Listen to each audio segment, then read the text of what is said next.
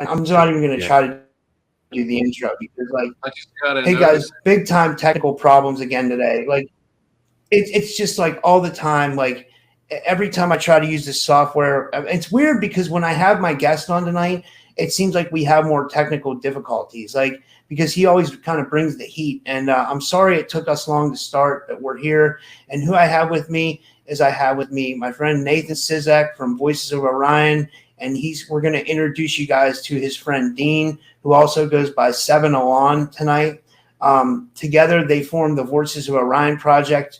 A little bit more about my guest. Nathan is a lifelong MILAB victim who first got abducted at the age of 6 by tall, white, skinny, gray like extraterrestrials under a multinational joint Draco ET military program called Project Ibis. Nathan has memories of being in Project Surrogate, which involves soul being fractured and transferred to his current body from a Haujean ET hybrid body at the White Sands, New Mexico underground base. After a lifetime of psychic, psychological, emotional, and physical abuse, Nathan was able to break free from the programs, and thanks to the help of his new podcast partner, Dean, 7 Alon, his friend Diane Elwood, and 3 angelic extraterrestrials.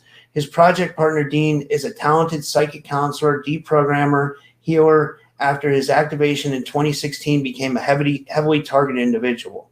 Dean and Nathan have discovered that they have a significant past life extraterrestrial connection, and they have teamed up to create the Voices of Orion project, which is a grassroots disclosure project aiming at exposing the New Age ET deception and negative extraterrestrial presence, which has hijacked planet and enslaved the human race, as a part of their collective efforts to facilitate the Great Awakening and end the spiritual bondage that has abused and exploited the human race and hijacked their destiny against the will of our Creator. And with all that said, I want to give them a big warm welcome to the show. Nate, Dean, thank you for coming on. How are you? Thank you. Hi, Rob. Yeah, thanks for having us on. It's nice to meet you finally. Yeah, I was going to say, after a lot of talking, I mean, it really is nice to meet you, Dean. So where did you guys want to start? Do you want me to pull up the pictures, or is that where you want me to go first? Well, I can give you like a little bit of a primer for everybody so that they know who I am. And, I'm not on here enough really for people to know me that well. So I guess we'll start there. For some of you who know me, I've done multiple interviews here, and the last one I did was called the Project Ibis Deception. And like he was saying, I'm a lifelong MILAB victim. I realized that my hijacking and abductions spanned 2 lifetimes, starting in 1953. And that was my first lifetime. I came into this world in 1947, the year of that large UFO flap. I think that was the year that Israel became a country too. But anyway, yeah, essentially what it is that I'm a MILAB victim. I've been abused. I've been put through literally hell. I've been sickened. And I realized what actually happened to me is that in the programs after I was abducted, there was a plan that was hatched prior to me coming here and incarnating here, to where I was to break free from the psychological control of the AI and so forth with my alters and sabotage programs within these on-planet and off-planet programs that are under Project Ibis and others. And as a result, I found out that I was put into a program after I was abducted at age 6. They created a placeholder. Well, I was actually turned into the placeholder at some point, 1973, before I was born. I have a memory of that from the White Sands, New Mexico facility, where my soul was fractured and placed in this container body at the 12th week of conception. And I was put into a program where the clone alter version of myself was, or actually multiple versions of it, were kept at White Sands, because I was what you would call an unruly MILAB or super soldier, however you want to call it. And they use their technology to sicken and abuse me. And it's kind of a way of reforming the victim or finishing the victim off. So before that happened, before they terminated me, about a year before, my friend here from Project Avalon came into my life, and so did a wonderful woman from Australia, and had three three ET contacts that were able to get through under special arrangements. They were angelic, and just to make a long story short, my higher self was able to become activated and to explain and show me how to burn the silver cords off, which separated me from the clone at White Sands, at which point that was sometime that was actually the first week of September of 2022. After that, my life has been basically a kind of a cat and mouse sort of thing where I'm under constant attack. I've had 2 attempts on my life, and they're trying to make me chronically sick. So anyway, my psychic mentor that's with me here today has joined me to be part of my social media project, and we're here to weather the storm and to wake people up to the ET menace and what's going on and the extraterrestrial occupation of the Earth. And we're here to expose things and expose the programs, including the New Age deception. So that's pretty much what I've got to say. Yeah, how about the timer just froze at 5:55? Like my live timer, we said we were at 5 minutes and 55 seconds. Like, I just think that's weird. I think that's a good sign. Like it froze, but it froze at 5:55, which is, I've been seeing that a lot lately, and I don't know. Sorry, Dean, go ahead. Might see a lot. No, that's okay. That's okay. There's been a lot of technical glitches too when talking with one another lately, just so like people know that it happens with Nathan and I a lot too, that sometimes there's a delay over each other's voices, and so it's hard to interact. You end up talking over each other, but yeah, in essence what Nathan's saying is correct. I met him on Avalon, and that's a place where there's been quite a few special people that have arrived there, and they connect and end up working together or doing different things together, just learning about their past or whatever their grievances are on a spiritual level a lot of the time. And I started doing mentorship myself through another individual on Avalon, and I was doing that I've been doing that for about 6 years, and that involves trauma incident reduction and regression and psychic work mixed in together with it. And when I came across Nathan, I noticed that I did a read on him where he was really looking for help, and no one was really helping him from what I could tell. And so we connected, and very quickly I started to see the things that were going on with him. Like, for example, when we first started talking, as soon as I connected with him in a call, there was an eye looking at me, a very bad presence.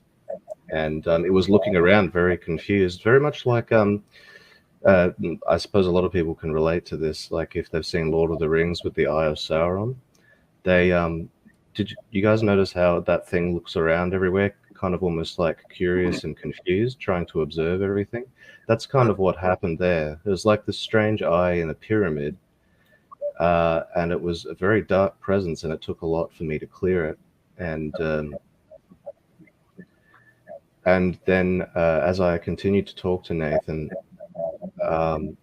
more and more came forward. I mean, he was talking about what he'd been through, and he was actually explaining to me about how he started to realize these cords were attached to him to someone, not to someone else, to another physical body that looked like him in what looked like a lab setting, in a base.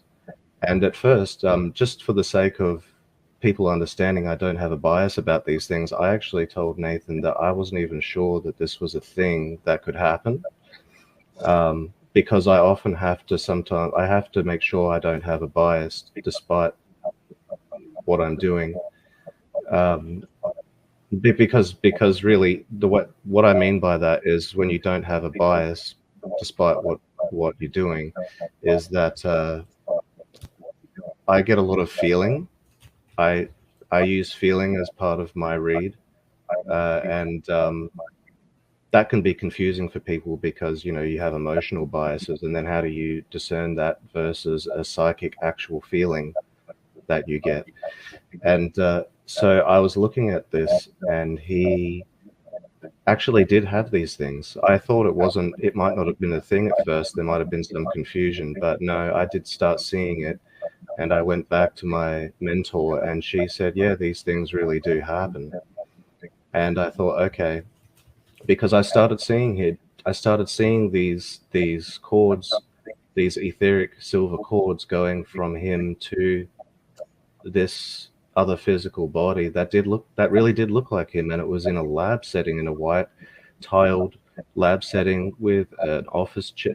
There was like a typical office there too. Like it had a lot of lab equipment, computer type equipment. I don't know how to describe it. A lot of it, I don't know how to describe it because I'm not familiar with the type of computer or radio technology, whatever I was looking at. But it's, you know how some people just have radio gear just everywhere, all on a desk, like it was something like that. And then there was also this chair that it was a very normal looking chair. Actually, it was just an office chair that was black, and it didn't even have a long back to it. You know how some people have the office chairs that go up behind their back. This one was kind of more.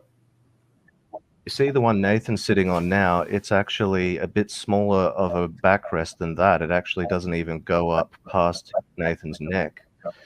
So that's how much detail I ended up seeing. And I've had a lot of experience with remote viewing. I've had a lot of experience with psychic reads. I've been very accurate with what I do. I've done a lot of years of testing this, and I turn out to be very rarely wrong, and that's not to brag or anything. That's just to give people an idea of if I end up seeing something like this, it's usually it is there. And I really do think that whatever's going on with this is in a base somewhere. Nathan sees it as white sands. I do get that read as well. And but there's bases all over the place. There's bases where I live. There's bases everywhere. I mean, when you understand the technology that they have and how quickly they can make the tunnels, honestly, probably the harder work involved would be setting up the actual base, putting things in it like furniture and things like that. That making the actual tunnels, from my understanding, doesn't even seem to be that difficult when you have the appropriate technology. It's like Phil Schneider was talking about this, about those drills, that how it drills, it kind of melts through the rock and then solidifies the molten rock and kind of self-seals it. So there you go. You've got an instant tunnel there. That's just all it has to do is cool, and it's sealed itself, and you just have to put stuff inside of it. I got something to say. I was going to say, I think that this might have been something that Max Spears was on to. I think that was it was something. It was definitely something involving something government that took him out. Like, I don't think it was anything just ET related. I mean, it had to do with ETs, right? But I think it definitely had to do with something more like, I don't know. But I'll let you guys continue on. Sorry. Well, it's interesting you brought him up. I just wanted to mention something. And also, before I do, did you hear that feedback when he was talking? It sounded like a TV was on. Are you hearing that, Rob? I'm not hearing it, but I wouldn't be surprised, right? I mean, I'm actually hearing it right now. When you paused, I heard it. It's a TV program in the background. Anyway, it's probably the government. Yeah, what I was going to say. I can vaguely hear that. Yeah, I heard it the whole time you were talking. Now, the noises that I've got around me is my son playing with stuff upstairs.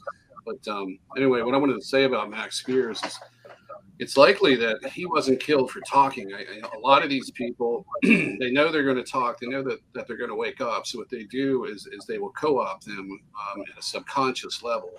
And they will co-opt them at a physical level by allowing them to go through the gatekeepers in the community. These are the podcast hosts. These are the conference the conferences and so forth. So if they don't want you talking, you're not going to be able to talk. He was definitely able to talk. And what I think probably what happened to him is that since he was the placeholder, is what I call it, that's the version of you that they put in society. And they can either do two things with you. They can either make you into a social media influencer, such as one of these starseed influencers, where you have your podcast and your show and you do psychic readings and all that, and you have, reports on the Galactic Federation. They'll use you for that purpose, or they'll just keep you in society, or keep you asleep and unaware of yourself. Or actually, there's a third one, which they do for those of us who they had trouble controlling, which is make us sick. And I think in his case, it was simply time to recycle the placeholder. Very possible that he just met his expiration date, because each and every one of us, basically, if we're still in the program, will have a termination date. Mine was in my early 50s, from what I understand. James Ring told me that I think he said his was around 45 or 47. I'm not sure. I can't remember. I think it was 45. That could change. Hopefully he's still here at age 45. But that's what I think happened to Max Spears. I think they recycled him right back in, because if they didn't want him to talk, he would have wound up going through what I went through, which is being, the pariah of the community. And since 2008, I couldn't get anybody to talk to me until I started my own podcast. And I had incredible resistance after that. The fact that he was able to get to where he was and get the notoriety that he did, I think it's because they allowed it to happen to a certain degree, but then tried to, to restrict what he did.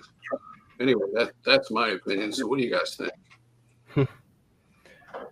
I'm not really well studied about Max Spears, but I do know there was some strange thing to do with him with black goo related subject. And as I did my own digging into all that over the years, there is some kind of strange stuff going on with that. Like, for example, I've got a picture here saved of Representative Eric Swalwell.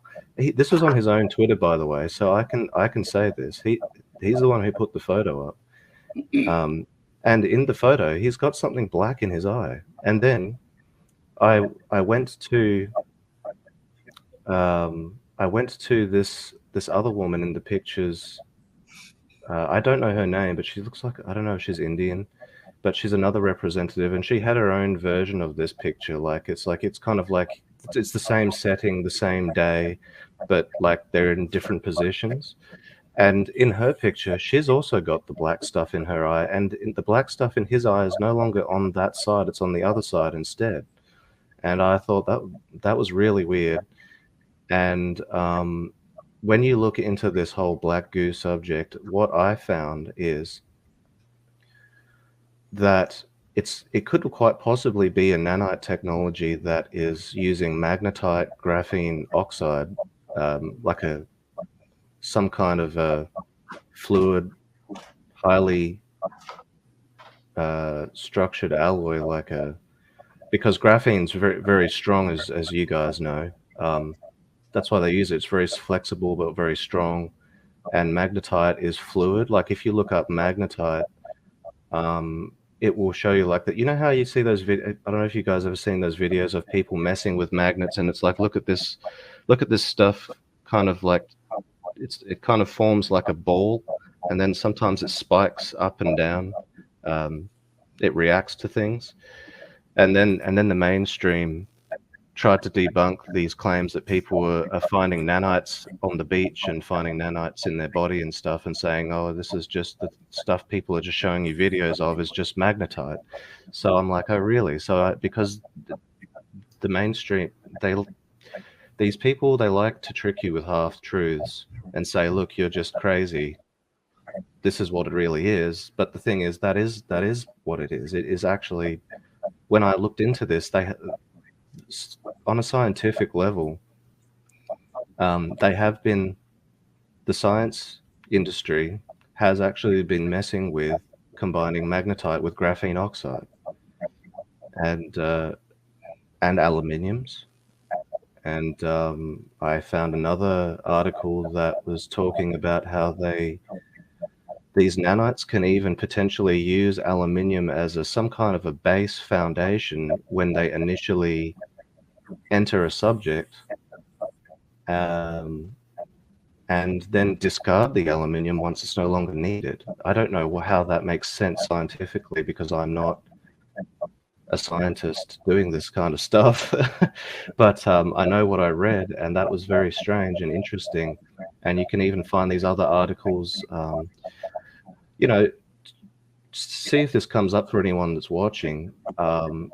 Just go and look up MIT, blacker than black, nanites, or, you know, that there was some article talking about nanites that are black, or something that's blacker than black. They like to use that term or terminology for it. And I just found that really interesting, because the magnetite's very black, and graphene can come off as a very dark, kind of blacky, deep gray black.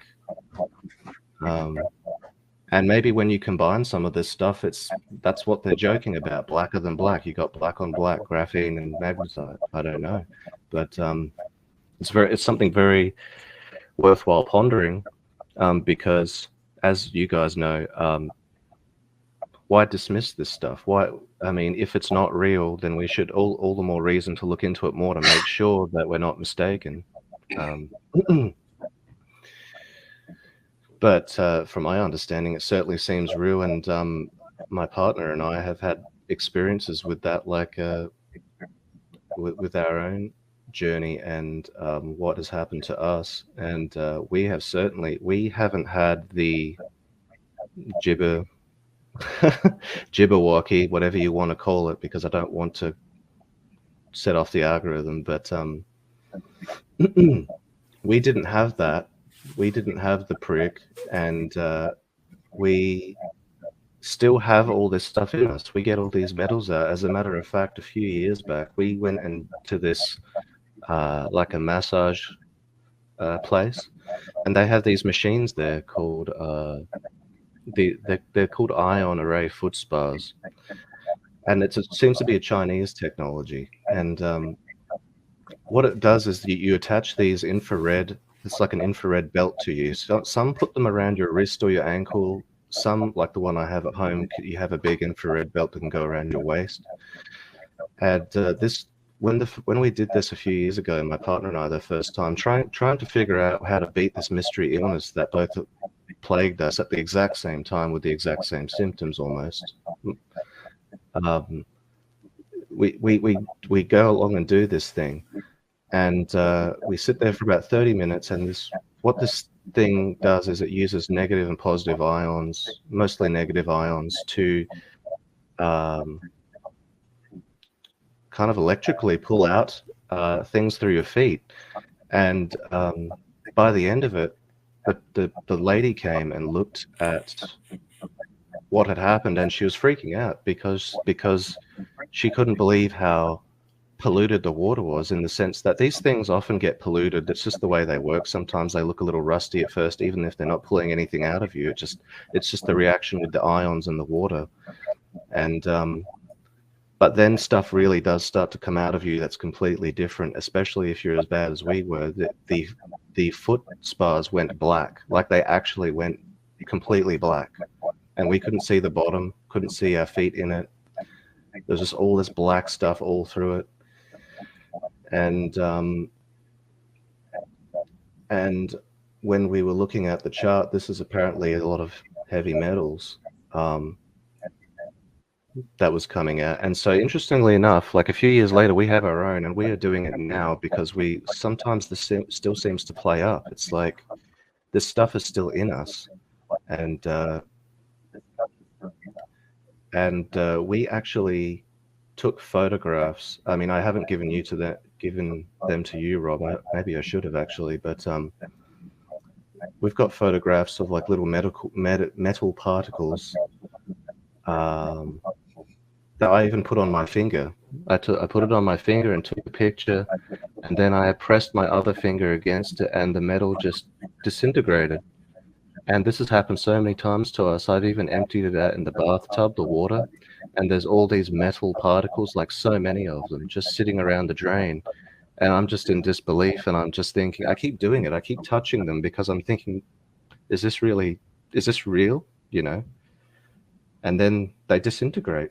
Just like what people say in their videos where, I don't know if you guys have seen any videos of people doing bentonite clay baths since they've had the needle, and they claim that they have this graphene coming out of them, and that's exactly what we have. That's exactly the same stuff that's coming out of us. And it's just bizarre because later on we found out that my girlfriend actually noticed a bump in her arm, and I realized at the same time, without her saying anything, I was starting to notice this. It's strange how we noticed at the same time, just independently of one another. And then we just both came to each other, and it's like this pinhead. Sometimes it gets smaller, sometimes it grows bigger back to the way it, I don't know, it just has this weird variation of size, like where it feels like a little ball bearing underneath your skin in the middle of our forearm. And we even showed a friend, and he had this look on his face because he knew we weren't messing with him, and he's like, don't mess with that, don't try and cut it out. He kind of panicked and thought we were going to try and get it out, and I'm like, no, we're not going to do that. Because we don't know what it is and what it could do. Dean, I have to say, I have this too. I have a couple of them. I thought they were just cysts, but like that's exactly what it feels like. It feels like a ball, but I have no clue what that is. I've been trying to figure out what that is. I went to the doctor. I hate going to regular doctors. I really frown on like the medical industrial complex, but I had to go because I was like really wondering like what this was, and he was just like, oh, it's nothing, just leave it go. But I started to think it was like an implant or something like that. Like I started to think that maybe I was like implanted in like multiple places. What you're saying is something completely different. Yeah, what is so unique about what we notice is because there are definitely people with implants, and I think it's more common. I think people are starting to realize it's more common than first perceived. But amongst the UFO community. But the interesting thing is that ours is in the same place. It's the same size. I felt my partner's arm, and we keep constantly doing it. We keep touching it and feeling it to see what's going on. Sometimes, depending on what we're doing with our health, because we do a lot of health stuff to try and get whatever the heck is going on with us back in order. But it fluctuates, and to my shock, I actually saw a documentary about these doctors who were pioneering the exposure of these implants and had studied them and actually removed some from people, and they were talking about how they do actually, some of them change size, some of them even disappear and reappear. And when they took some of these out, they have they are nanites. Like they have some kind of nanite technology. Some of them are so hard you can't even cut through them. But then they have like an organic membrane surrounding them so that they biologically interface with your biology. Like it's kind of like what they did with the needle, where they use lipid technology to bypass, it's basically about getting your DNA to recognize it as part of your body. So what's even more interesting about this, Rob, is that I can't talk about my mentor. I can't identify her because I don't have her permission, and she's private because she's had her own encounters where she's had some big things happen to her, so she's just keeping to herself. But she actually did confirm with me that she has the same thing in her arm when I came to her about it. She has in the same spot as my partner and I, in the middle of the inner forearm, and it's the same shape and same size. And when she detoxes metals and detoxes other toxins from her body, just like us, it starts to shrink. But then it's like it has some kind of resistance, and it just starts going back to its normal size. Man, when we're getting such a reaction when we keep trying to get all this toxic stuff out of us, It's just constant. And it's really strange. It's really strange, and that's where it ties into what I sent you, Rob, about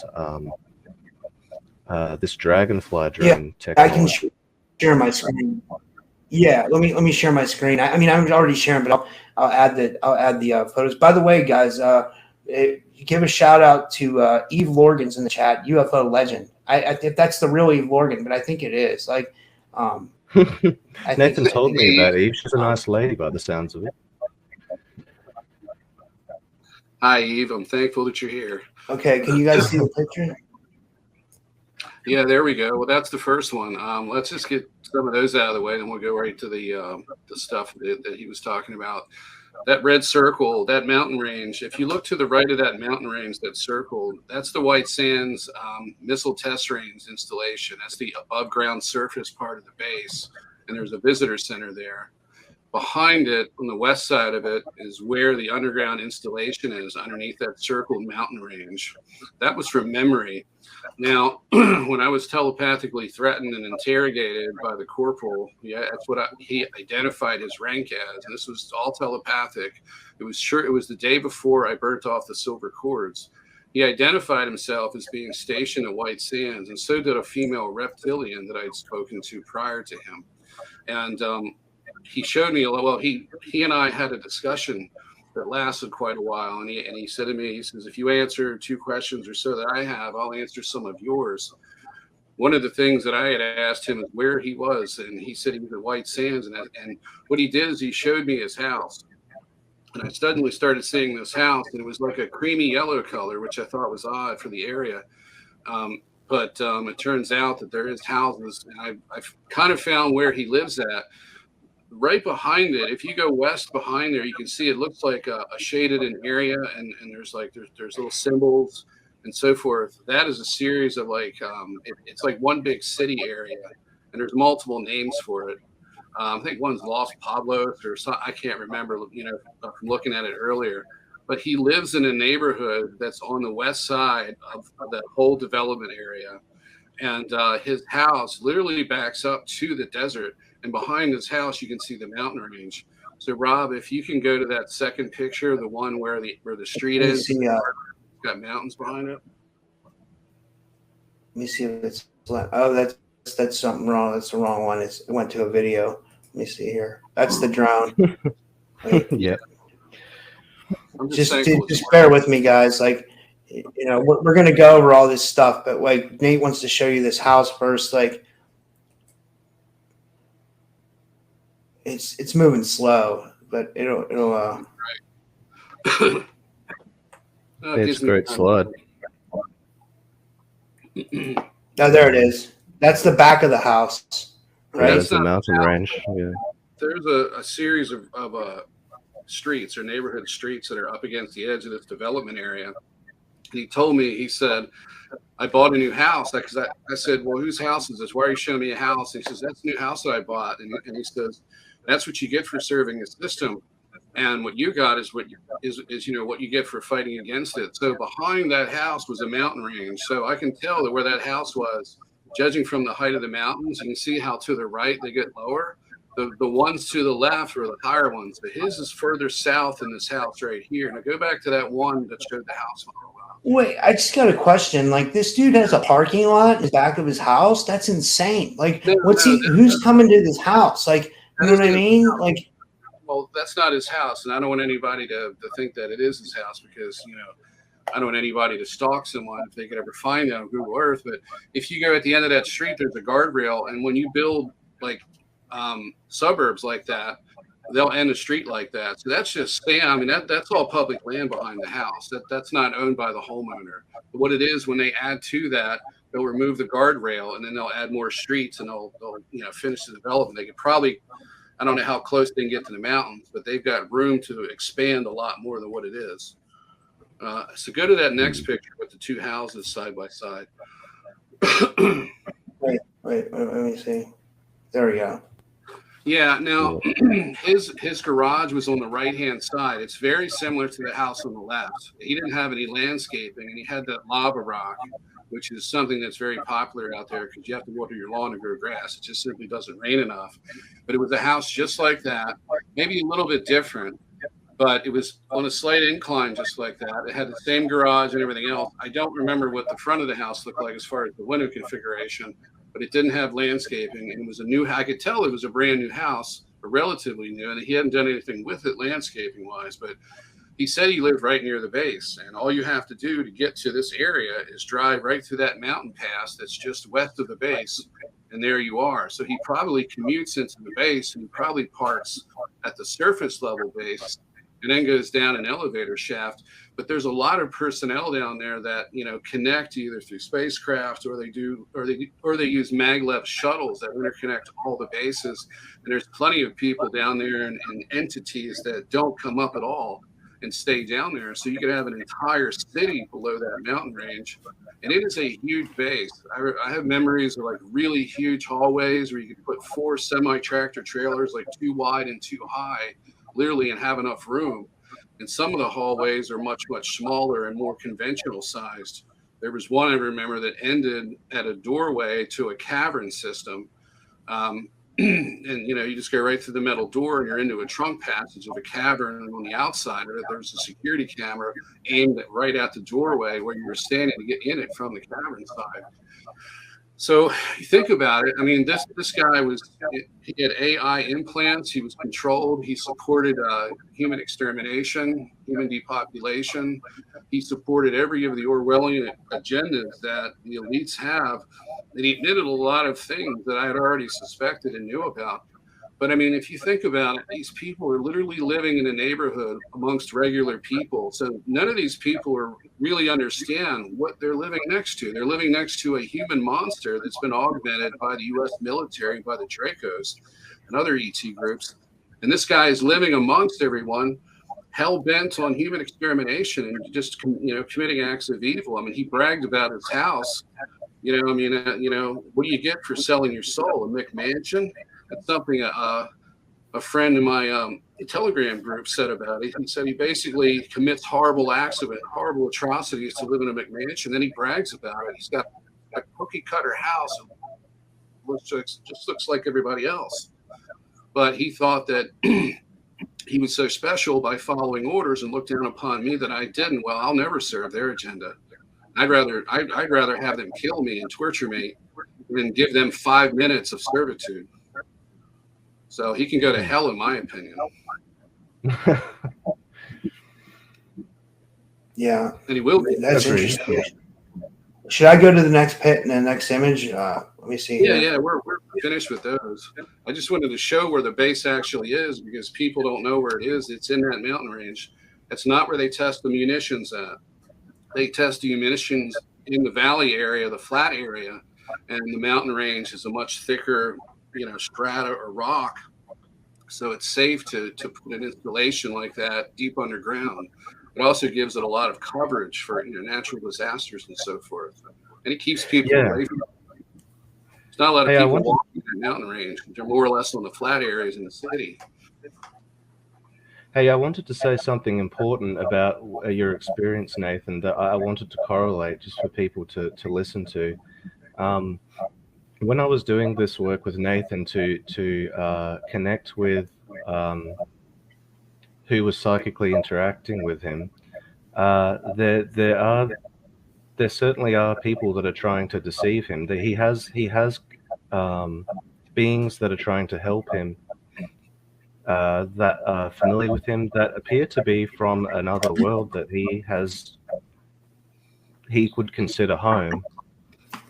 So I found that very interesting. But there's also these other beings that this is where the Voices of Orion stuff stemmed from, because these other bad beings were trying to manipulate his perceptions of Orion, actually, because what we learned during his sessions is that Orion isn't such a lovely place right now. and and these beings were calling themselves engineers, like they engineer lifetimes and things. And that's very interesting because that's partially true. They do manipulate and quote unquote engineer people's lifetimes, but they're not God. They're not in charge of everyone. They just take it upon themselves because they're evil. And what I started to see when I connected with him is that because I can take a peek at people, what's going on with people, and I can see what they're telepathically connecting with. And these beings, I was helping Nathan slowly, organically realize that they were these gray type beings, but they're very. Some of them look quite menacing. They don't look like typical greys. Like some of them actually have claw-like hands, and they look quite. Like imagine a normal grey that looks a little bit like, look at this picture that Rob has as his logo here. Looks a bit friendly, looks a bit interesting, right? These ones look menacing, where they're just they look dark. They're dark, and they kind of look leathery in the face, and more scaly potentially. And just the claws, and I swear, so many times I've seen them with red eyes. So many times they have red eyes, and I don't know what that means.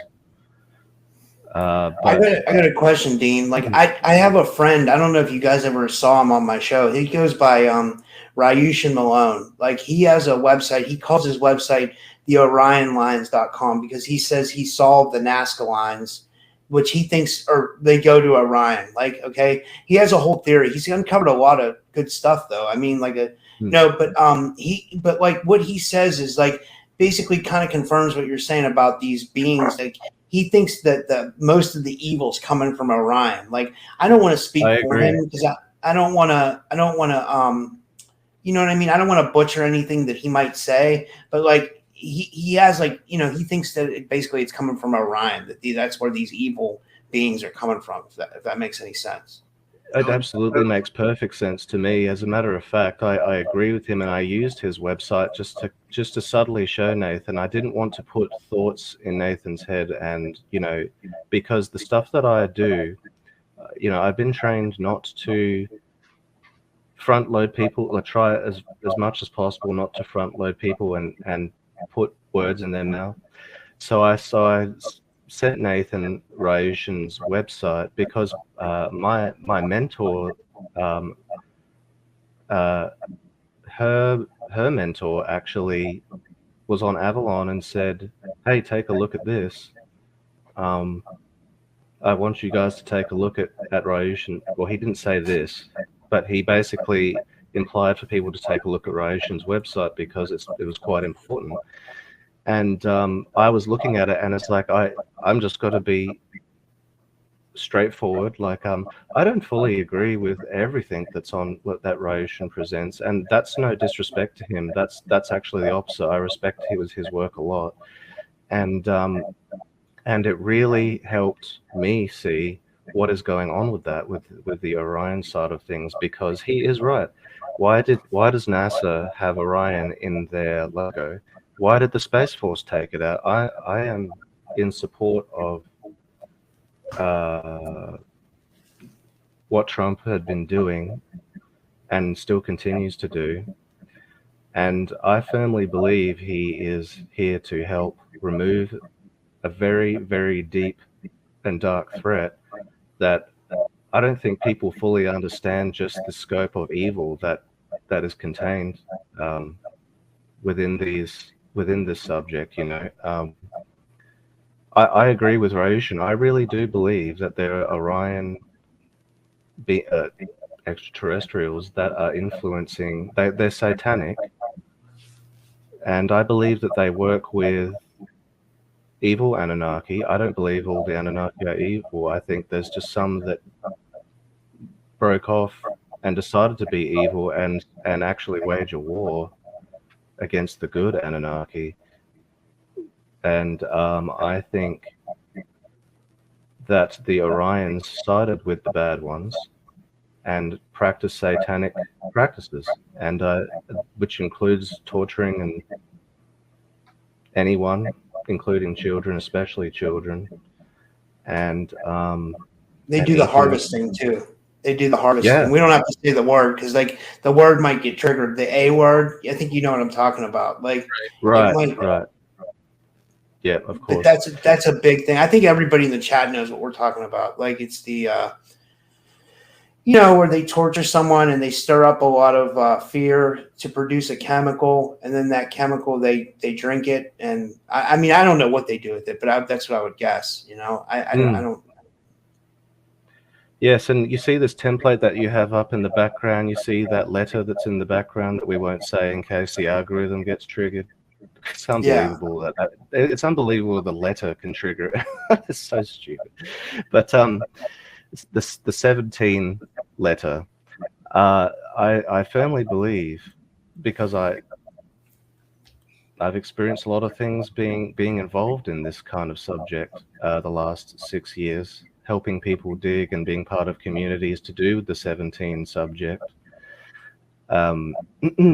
I firmly believe that Trump and others that are good people are taking the satanic forces down. I really do, and I don't think they can do it on their own. I really do believe that they want people to stand up and fight back, because they are very much about we the people, and they understand people power, and that people should,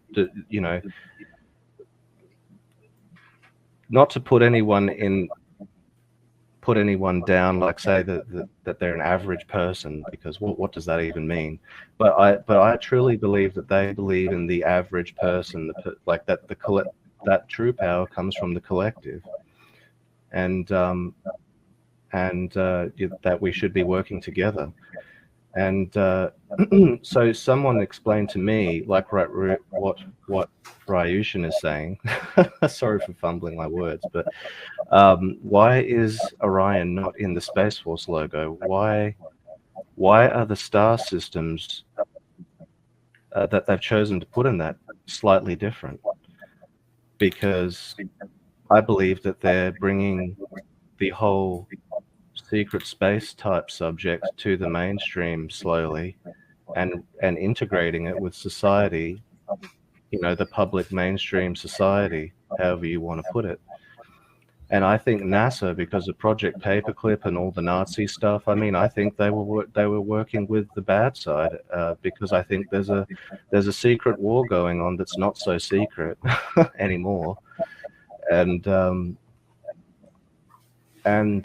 just keeping humanity in a bubble through indoctrination and just this restricted space on the Earth.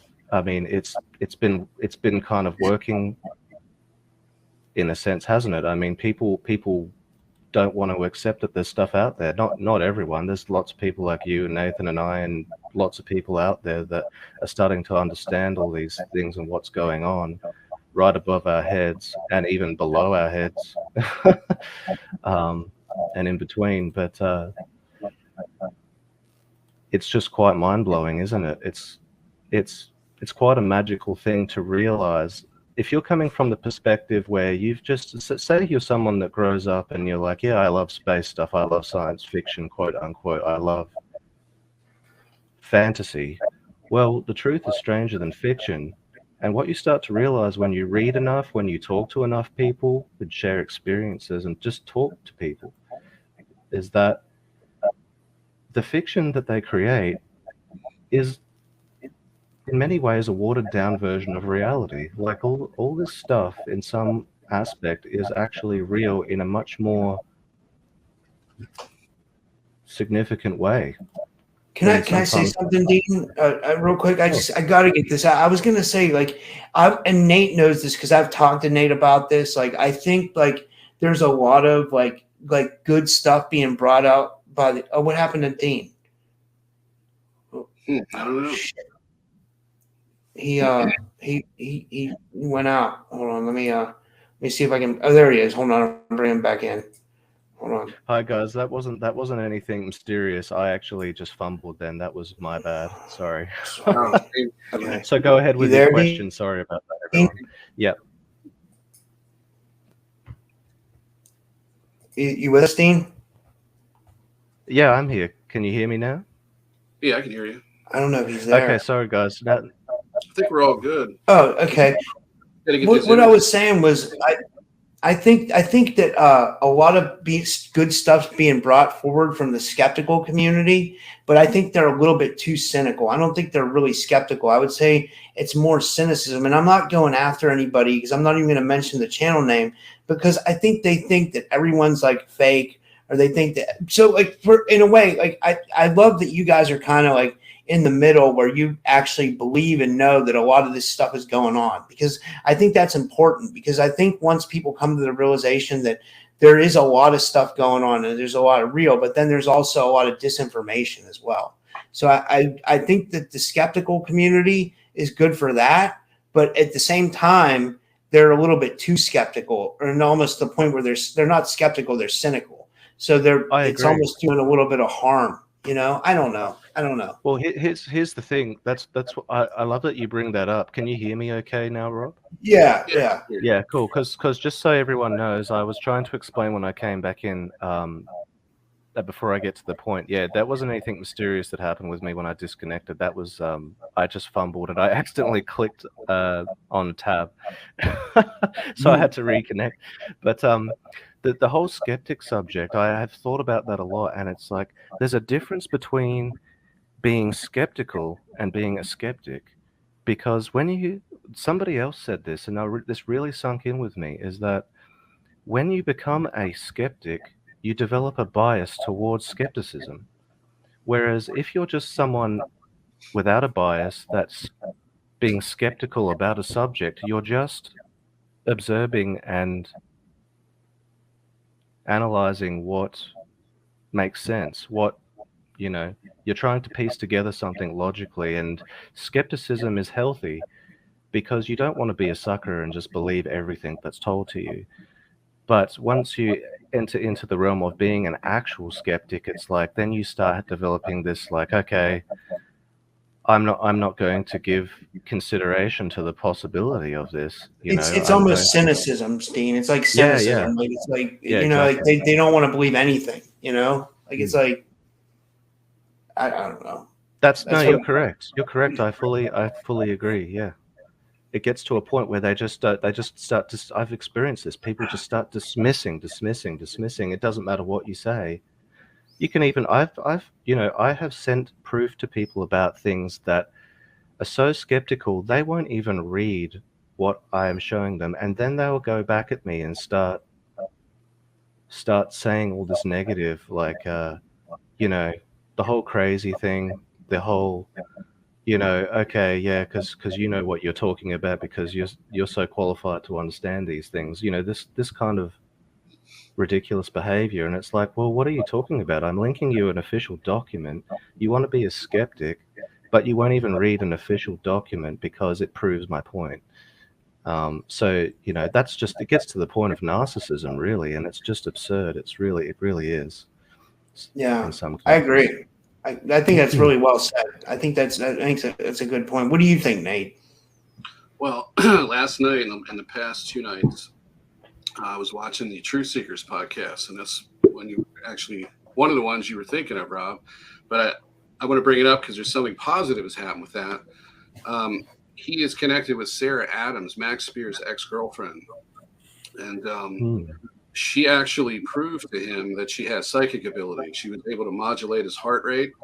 She was able to create sensations in his body by telling him that it was going to happen, or actually telling him after it was happening. And he didn't confirm anything as to not front load anything because he was afraid that she was going to do a cold reading session with him because he wanted to get her on the show to do an interview. And somebody had suggested to him that he could reach out to her, and he gave him, I guess, the email address or phone number. He contacted her, and she agreed to do a free session. And it was surprising to see him kind of like walk back some of the skepticism the last 2 nights. So I was really impressed with that. So was I, actually. Yeah, so that I didn't watch it. I usually watch his show too, and I didn't watch it. Like, you know, it's like, it's funny. His show, it's like funny because you can't like turn away from it. You know what I mean? Like, it's like sometimes some of this stuff gets me so mad because I'm like, wait a minute, like I could prove this, that there's actually something going on. Like, you know, like he'll talk about like abductions. He'll say all abductions are, I don't know. I don't want to quote anything about him because I don't want, like, you know, to quote him wrong or anything. But it's just like, it seems like that it's a little bit too much sometimes, you know? I don't know.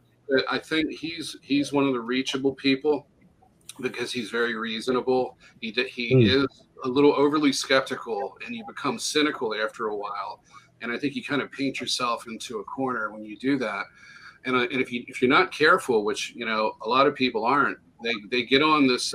It's a type of a groupthink. I mean, if you look at, who's that guy, Sherman? I can't think of his name. He's a professional skeptic.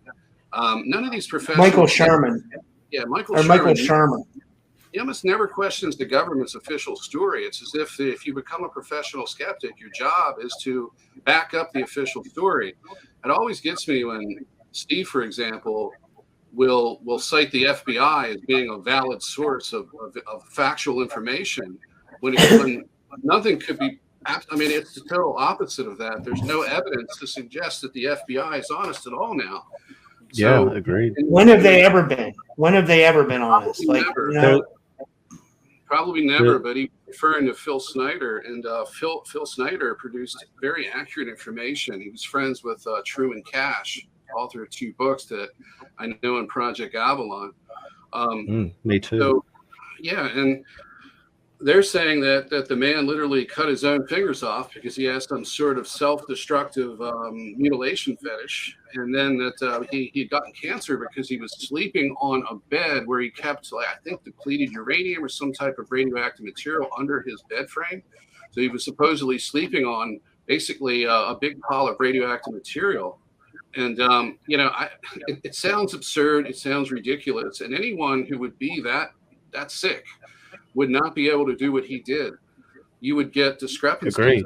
Somebody would talk. I mean, people who were that bad off cannot keep their thoughts together in a coherent manner, and especially go public and be interviewed and all the things that he did. There's so much more that he's done that I wasn't aware of, and I just started to see it recently because big tech sweeps everything into the rabbit hole and covers it over, and it's pretty much gone. There's so much material, so much valid information that big tech has gotten rid of over the years. Including. I'm sorry. Sorry, Nathan. No, that's okay. Sorry to interrupt you. I just wanted to say something important to back you up. It's like there's even that documentary that you showed me documented that Phil actually did have some mental difficulties, cognitive difficulties, but then once he got some help from a doctor, his cognitive functions returned, could function again, and that is when he started talking, from my understanding, when he started coming forward, because he was able to finally articulate himself. And you know, it's just horrible, isn't it, to hear people just blindly accept the FBI's report that, oh yeah, he cut his own fingers off because he has a fetish or something, or he's mentally unwell. It's like, I've been around a lot of mentally unwell people. I've been around people that self-harm. I have never heard of anyone cutting their fingers off and stuff like that, like, and let alone be able to present themselves in an articulate fashion on camera in front of an audience. I mean, the man was so, he was, during his presentation, he was very emotionally and cognitively stable, and everything he said made perfect sense to me. And I've been told that I'm a pretty smart guy, and I'm not saying that to brag. I'm just saying, you know, if people doubt my perceptions of his functionality, well, I don't know what to say, because I'm perfectly fine. I've had tests. You know, I've gone and tested myself with psychiatrists just to make sure that I'm completely sane, and I am. They know about some of the things that I talk about. They know that my partner has seen a big orb fly past her face, the size of a the size of a very large grapefruit, and they had no problems with that. They said, look, that doesn't match, everything else about you is completely sane. I'm just putting that out there, being honest with everyone, because I'm not afraid to come forward and say, look, I've wanted to make sure that I was completely sane with my perceptions. And so there you have it. I've had a lot of success helping people with my own gifts. And so, yeah, I don't think Phil is crazy at all. A lot of times this phenomena will have you questioning your sanity, because that's the game. They want you to think you're crazy, right? So like you don't tap into your abilities. Like they'll use like the society role and everything else to make you think you're crazy, especially if you're targeted, which, I know you guys have said you are targeted. When you're targeted, they'll make you think you're insane, so you don't tap into your gifts. Am I right? Or yeah, absolutely right. I gotta fill you in on everybody in on something. What was it? How long ago was it, Dean? It was about 3 weeks ago or so. We were basically on the outs because of a psychic attack. I think it lasted about a month. Yeah. It was right before I had surgery, and for everybody listening, what happened was it was just, we were just interacting normally, and it was something over the ionic foot bath. I was kind of questioning whether or not it worked, and there was just a couple of things, but they got into his head, and I know how they do this stuff. This has been done to me many times. You have to know yourself. You got to be well grounded, and you have to be sane. If you're mentally unstable, you'll have no chance against them. The only way that you can beat them and beat their mind control and their manipulation is to be a very well-grounded person. You got to be connected to God. You have to be emotionally stable, and you have to know yourself inside and out. And you have to have that self-confidence too. And you can't have the fear element, because they'll use that against you as well. But yeah, we had a falling out, and I just wanted to say, they do this to people to break them up because they're here to do something. And in our case, we were here to do something together, and they wanted to split us apart. When you're on the other side of that, and the other person loses it because of what's going on, you got to be the one that stays grounded, and you cannot get upset with that person. You have to be loving and understanding and respectful, and wait and be there as, to be like a source of not just compassion, but I don't know, constructive. Can't think of the name. You have to be there for that person for the most part, and you have to be patient. And you have to be willing to be friends. And sometimes they'll come back, and that's of course what happened. So it's not Dean's fault. And he, at the end of it, he apologized and said, "I'm not going to let it happen again." I said, "You can't promise that." I said, "Let's just promise this: when one of us loses it, the other will hold it together and wait. And we'll stay together through thick and thin, instead of letting them get into our head and win." Would you like to say something, Dean? Right. Yeah, absolutely. Yeah. Nathan's correct about that. There's a little more to it, just to so everything's clear and understood. That there was because of my illness and my partner's illness, I got worse and worse, to the point where I didn't have a lot of control at some point. That I couldn't even use my gifts at all, and it was just a little trickle. And I was left quite vulnerable to these kinds of attacks. And yeah, it did happen, and I reacted very sharply. It was like a very big knee-jerk reaction, and it plagued me for quite a while before I could get past it. And actually, what allowed me to was I had to start taking, a medication. A medication for the. It's the Joe Rogan. It's the Joe Rogan horse treatment. Yeah, the horse treatment. Yeah, I had to take that, and I started getting better, and I had control again, and yeah, so we had to sort that out, and yeah, I agree with what Nathan's saying about love and patience and all that, but also for people to remember, I think it's important to understand that it's okay to confront one another about issues. It's okay because it's important. You don't want to be like a Vulcan and bottle all that up and feel like you have to suppress your emotions because you're not thinking happy thoughts. Confrontation is pretty important. I've learned from my mentor and her mentor about, it's a very important part of clearing these negative blocks and negative energy and attachments, etheric attachments, because they stick to you with all the mess that's in you. And so as long as confrontation is not done with any real extreme hostility, sometimes hostility does come out, but you got to calm it and quell it, and you got to understand one another and try to work through it. And that's what Nathan and I did. And it really was over something quite trivial. It was just that he was curious about this ion array foot stuff because he wanted to see if it would work, because he was potentially interested in it, but he didn't want to get tricked into wasting his money, which is completely fine. And he was just listening in on me helping another friend of ours because she had the the needle, and she was experiencing some very bad heart type symptoms. And I got her onto this machine because it gets the metals out of you. It's one of the most effective things I've found, and my partner and I are still using it today when things play up.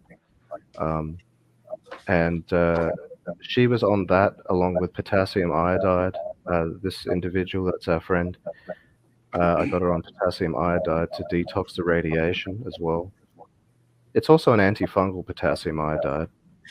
So it's pretty good against the bioweapon stuff that's going around at the moment, because it is heavily implied that it could very well be that it's a fungus nanite hybrid, and that ties back to what and sorry, she's using borax tablets too.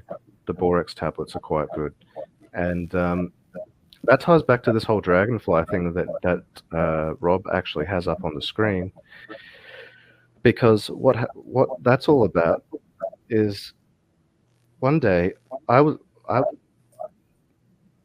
planning on connecting with Gerald Clark about some important information I wanted to share with him, and prior to that I was actually talking to Matthew LaCroix, and I was passing on some information to him that I actually wanted him to look into, and I was hoping it would help him with his journey on sharing the truth with everyone, because he does an excellent job of preventing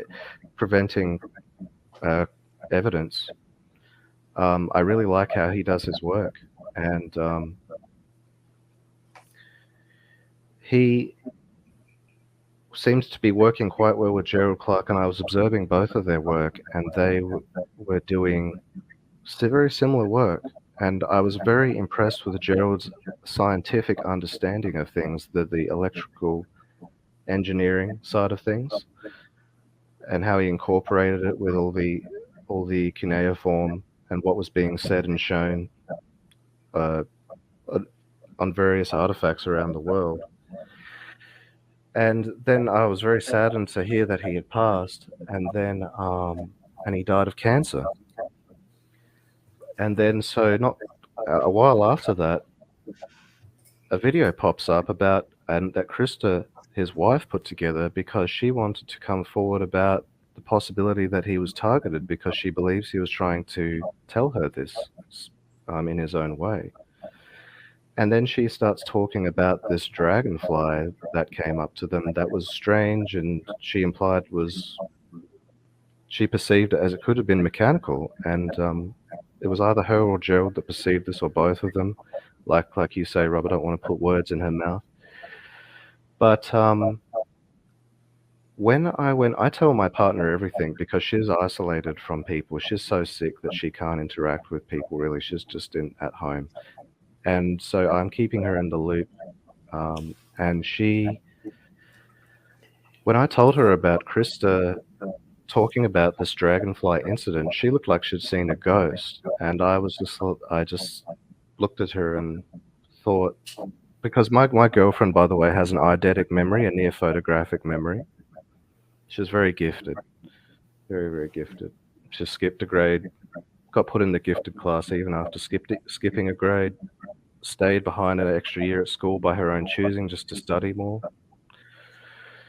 She witnessed this at our house in I did regression with her. It was during the summer of 2016 to 2017 for us, because we live in Australia, so summer goes from December to February here. During this time, this is when I started connecting with my mentor, who's connected to some quite big things. And she sees this dragonfly come up to her face. We're not near any bodies of water, by the way, because you know how they like to hover around bodies of water? We're not near any bodies of water. We don't even see dragonflies around where we were living at the time. And so this dragonfly comes up to her, apparently, and sits in her face for 30 seconds, about approximately at a maximum of 1 meter away. Probably not even that. Like, I would say it was, based on what she described, it seemed like it was 70 centimeters away. And it's just sitting there for 30 seconds. And then, not long after that, she gets really sick, and I start getting sick. And then, as time progresses, we start becoming allergic to foods, the exact same foods. We can't eat eggs. The first thing we noticed was eggs, then broccoli and cauliflower, and all these things. It was like we were just allergic to eating almost anything. And she got, and we both got this weird chest infection type thing as well, and her chest just became so weak, like she couldn't even speak. She could barely breathe. The chest is still affected today for her.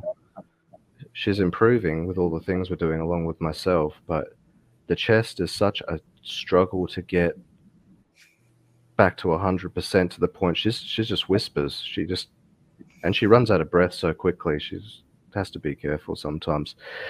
And anyway, so what's fascinating about this is that she's witnessed this, and it's hovering in front of her face. And then one day, I'm in a room with people to do with the 17 movement, right? You get what I'm saying?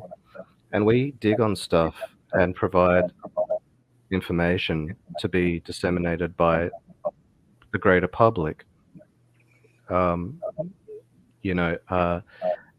this friend of mine that's an admin in this room that I was invited into, who's traveled all around the world and been involved in a lot of things I don't quite fully understand, some pretty big things. She actually showed me this information, like that you have, Rob. Like, one of the pictures is a book, a picture of a book that she was showing me about.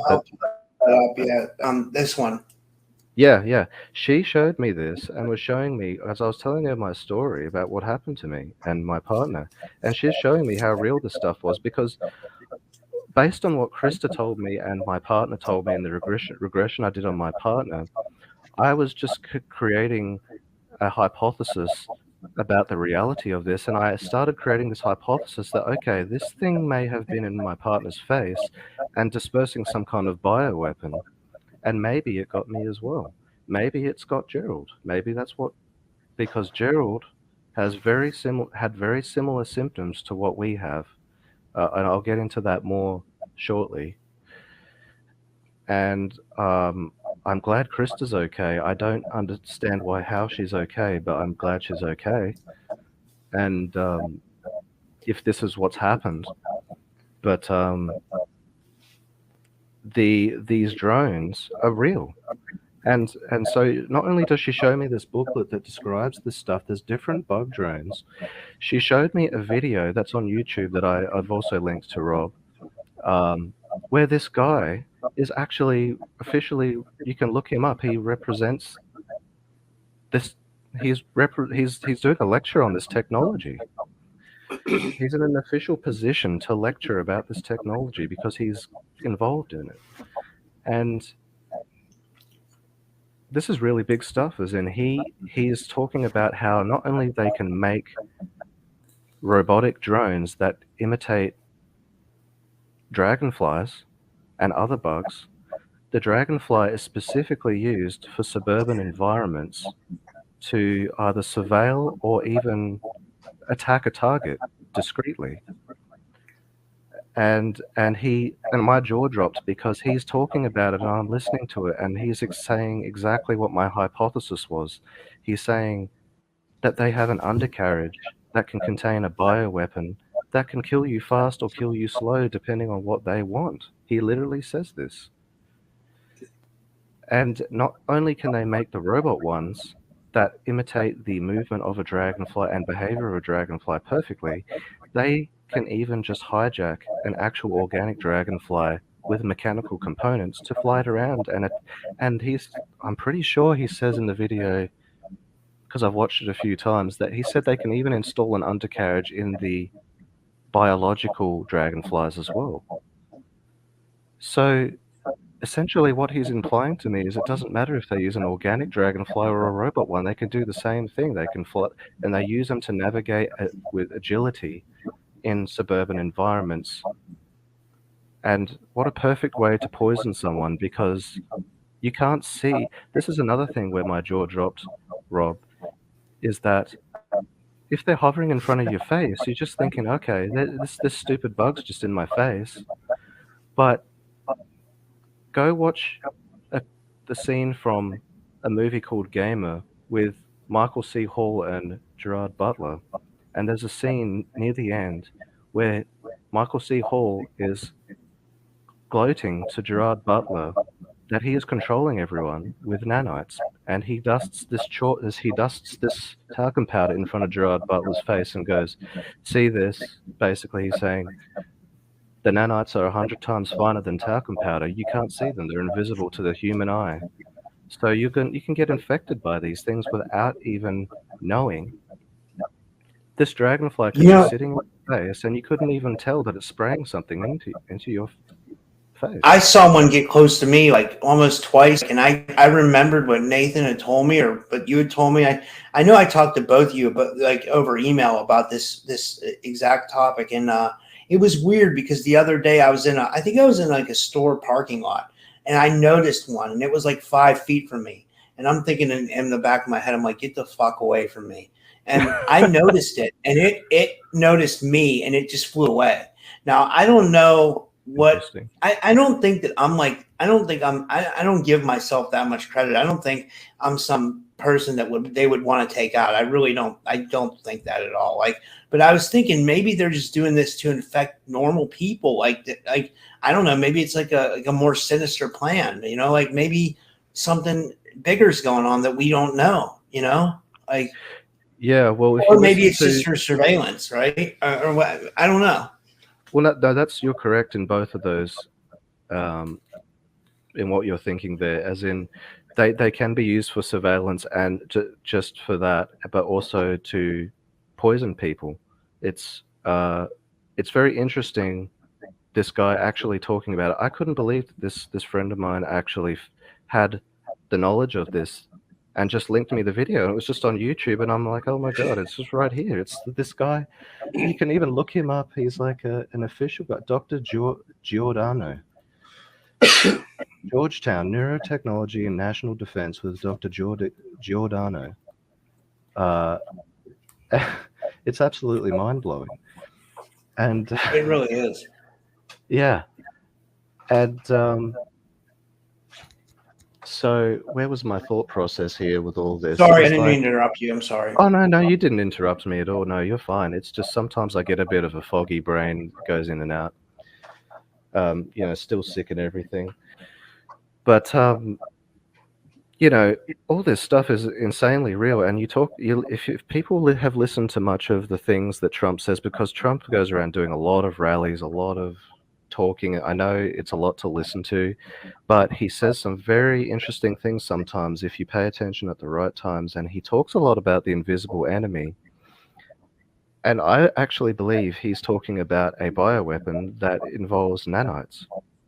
And I think I think they both target individuals, certain individuals with this, and I think they're also just trying to contaminate people with it at this point on a large scale. I think that's what the whole the aerosol spraying from the chemtrail stuff.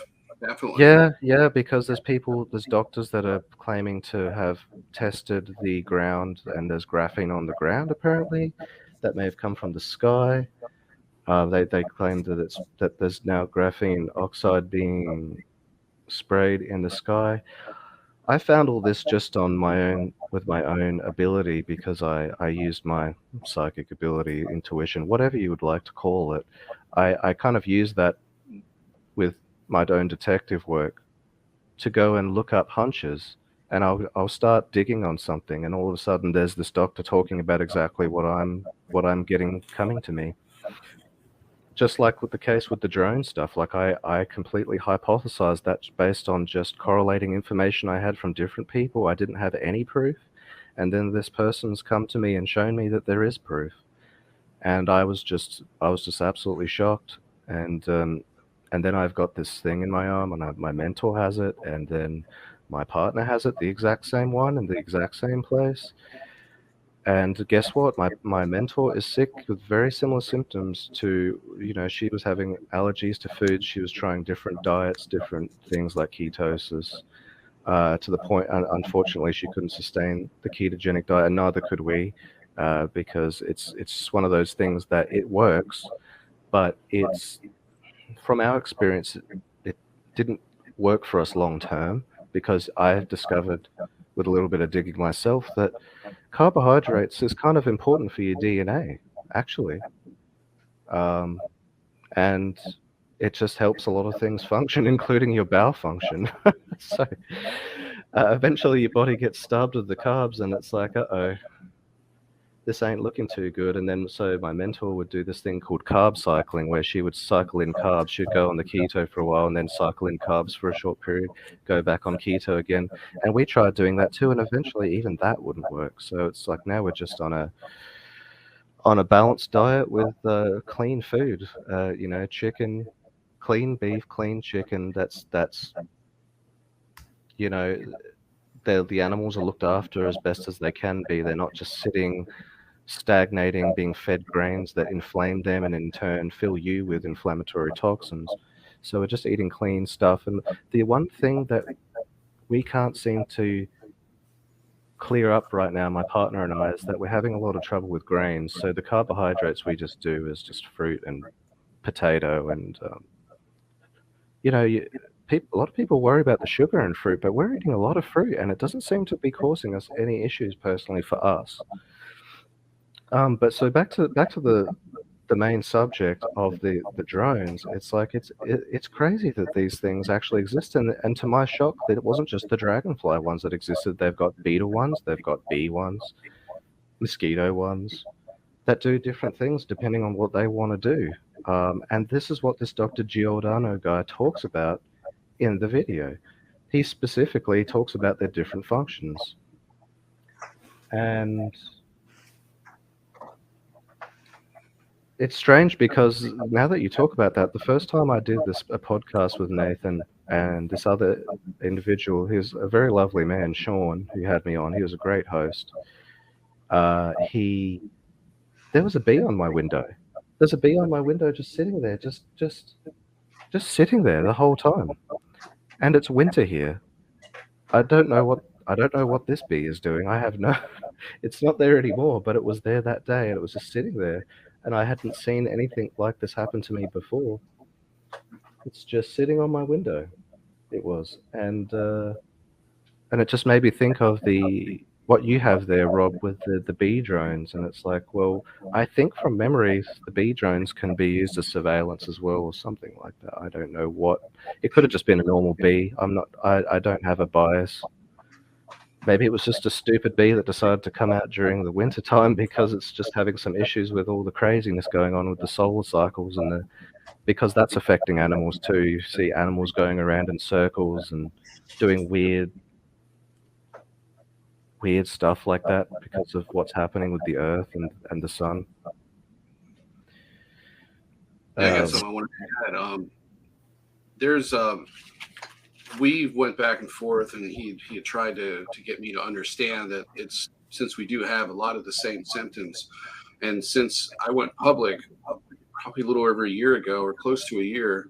Actually, it's been a little bit longer than that, but I think when I really got into the heart of the matter and started to break away, which was towards the end of last year, that's when I really started to get sick.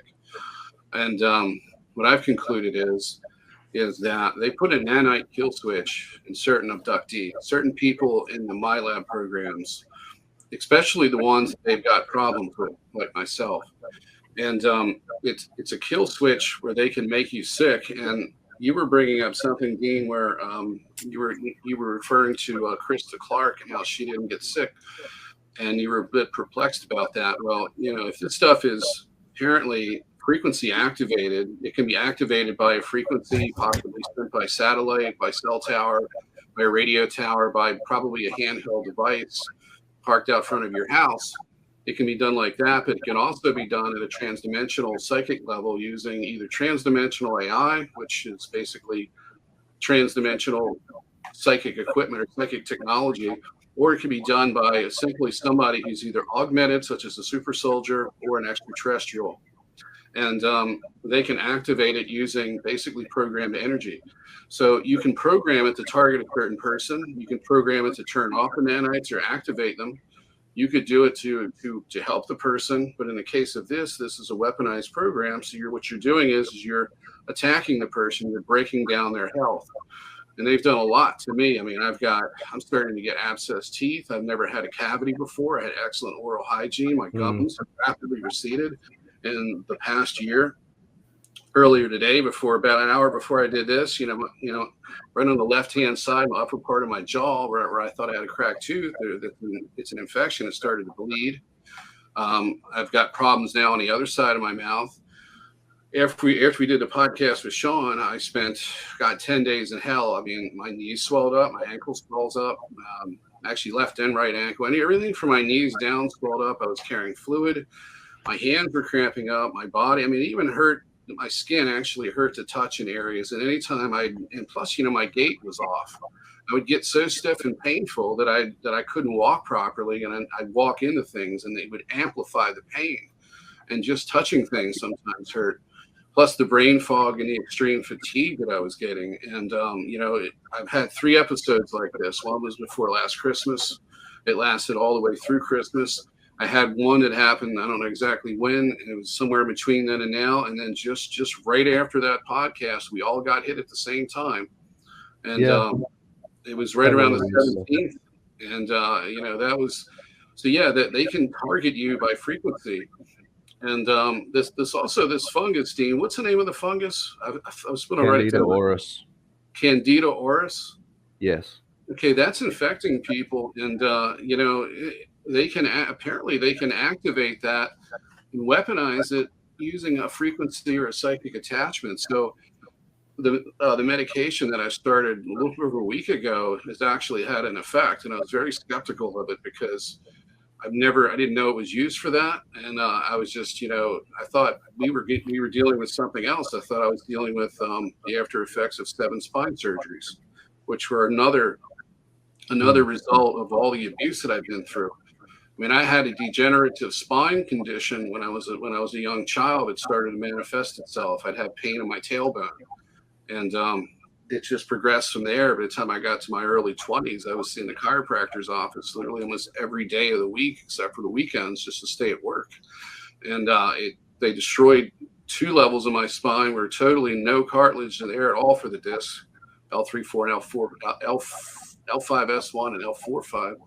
And, I spent about 3 months where I couldn't walk. I couldn't push weights down on my body. I was in a wheelchair when I could sit in it.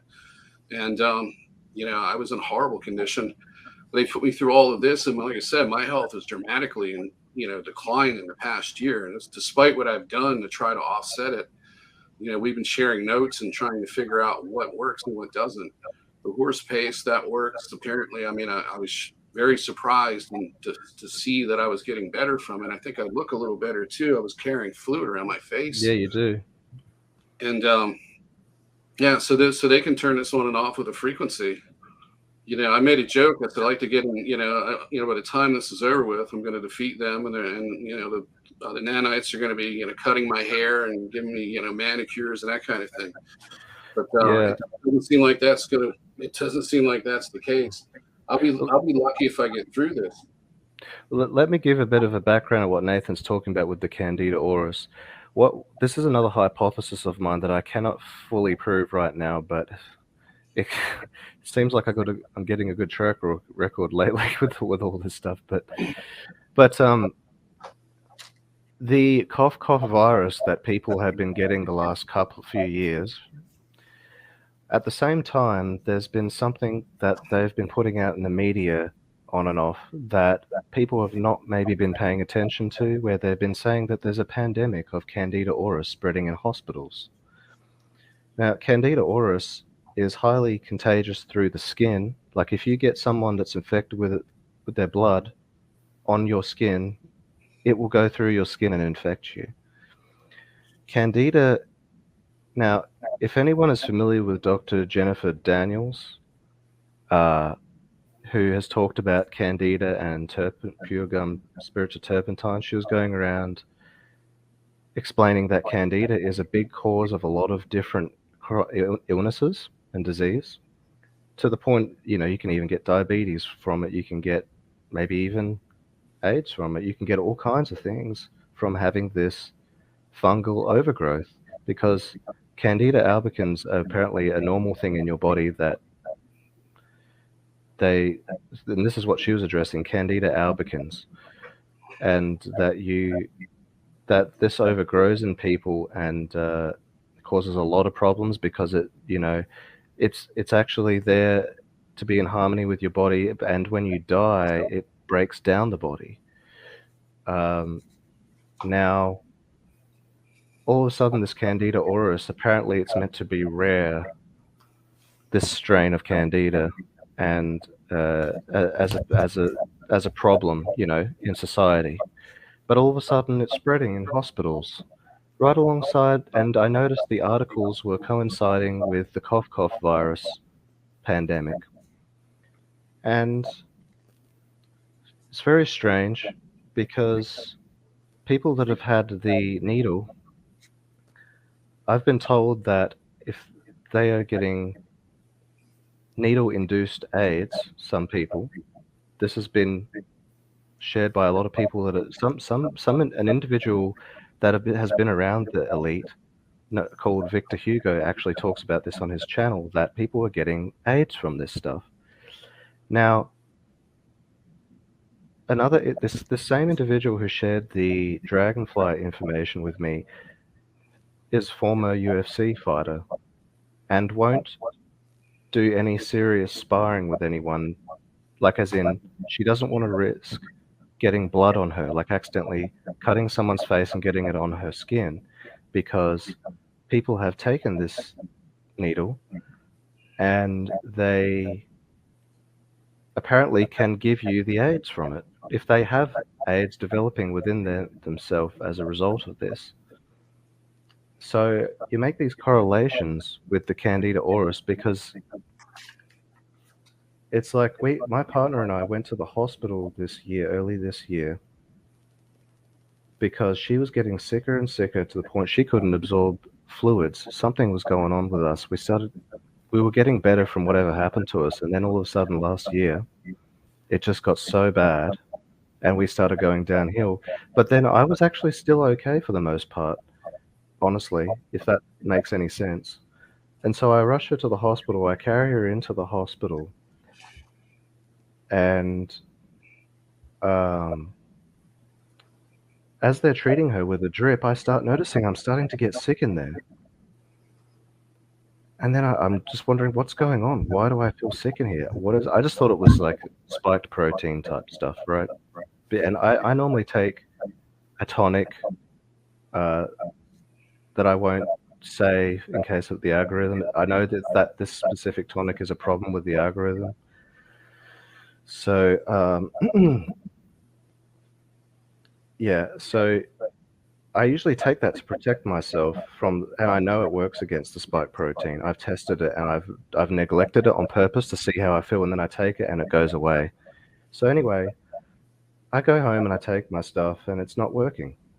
And all of a sudden I'm noticing we're both getting sicker and sicker, both my partner and I. Despite her having the drip, she got better from the drip. She also had a B12 infusion via drip, because she was B12 anemic, they found out, and iron anemic. And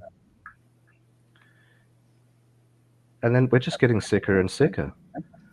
And we did different things, taking different antimicrobials, and we realized is that whatever this was that was making us sick, antifungals, like a combination of different antimicrobial antifungals, specifically antifungal stuff. We were even taking creatine, because creatine helps with candida. I started noticing all the stuff that worked on us combats candida, but then it still was so resistant. It's like it kept developing a resistance. And then so we're going through this battle, and then eventually we get the horse stuff, right? The Joe Rogan horse stuff, and all of a sudden we're getting better. Like we've been a lot better ever since. And so I start piecing all this together, and I'm thinking, this is interesting because I know we have metals in us. I've suspected we have some kind of nanite pathogen infection from this dragonfly drone. And then I think what's happened is we've got this infection, and then as everyone else is getting contaminated with it because of the cough conspiracy, I think it's just dosing us even more. I think it's just like I'm just getting exposed to it even more and making us even sicker, because, you know, I don't know a lot about the medical side of things, but imagine if you had AIDS and then someone comes along with a syringe and just like, here you go, have some more AIDS. I mean, it's not going to be good for you, is it? It'll probably make your problem a lot worse. And so the horse stuff actually seems to be very effective against whatever's going on here. And I truly believe if you take a look at Morgellons has, these people have this weird black stuff coming out of them. And that ties back to the blacker than black thing I'm talking about with the whole nanite technology. And then I, just on a hunch as usual, I type in Morgellons and fungus. And then I get a match, and there's people actually expressing how Morgellons exhibits organic elements of it that is fungal. So I can't 100% prove this right now, but I'm seriously considering that what is going on is that they have seemed to have developed like a fungal hybrid, like a nanite fungal hybrid bioweapon. And what shocked me even more is I wish I saved this video, but I randomly clicked on this thing that somebody shared, and it was this guy on Rumble talking about how he was exposing what the bioweapon is that's affecting everyone, that it is a fungus, that it is a nanite hybrid bioweapon. And he said because he's going around telling people about it, they dosed him with a more concentrated version of it, like they poisoned him with it. He didn't say how they poisoned him, but that just really connected with my own experience of what's happened to me and my partner. And I think, okay, so what have that they're going around poisoning targeted people with the same technology, and now that they're further along in their agenda, they want to just poison everyone with the same kind of thing. And then they can hit specific people, specific targeted people with a frequency, whether it be from, like I said, a conventional technology or transdimensional one. And then they can pick out the people, the undesirables that they don't want. People like us, people like Robert, people like some of the people in the audience here. And nobody is immune to this. Nobody's really safe. That's the problem. And they can get you anywhere any place they want to. You could be in the North Pole, you could be in Antarctica, and they could still get you with a psychic attachment. It doesn't matter if you're in the vicinity of a Gwen tower or say a cell tower. It does not matter, or anywhere, a satellite may be able to, to triangulate wherever you're at, or hit you with something. So, I think this is like, that I think that they're trying to do is put a kill switch in everybody, and I think that they've I agree. Continue. And then they can tie this into, the 5-6G, whatever they're coming out with, and essentially create, like a gulag, basically, where it's controlled by frequencies. We're setting our communications by frequencies, but they're going to create a digital hive mind where they can monitor thought and then target you when you don't listen, when you don't follow your orders, and eventually get rid of everybody in the end anyway. I think is Rob muted knowing he's muted? I think, yeah. My mic was I'm glad I said something. You were saying a lot. I just wanted to mention, Dean and Rob, we're running out of time here. I'd like to get some, to this Anunnaki stuff that everybody was promised. Right. Yeah. I just wanted to say that, like, let me just say this real quick. I was thinking, like, if that's all true, everything's like frequency, sound, and vibration. So we should be able to find a frequency to fight it with. I don't know what it would be, but you would think if there's a frequency that can hurt you, there should be a frequency that can heal you. And I may be right. I don't know. I have no clue. I'm not a scientist or anything. I'm just thinking maybe there would be some like hope.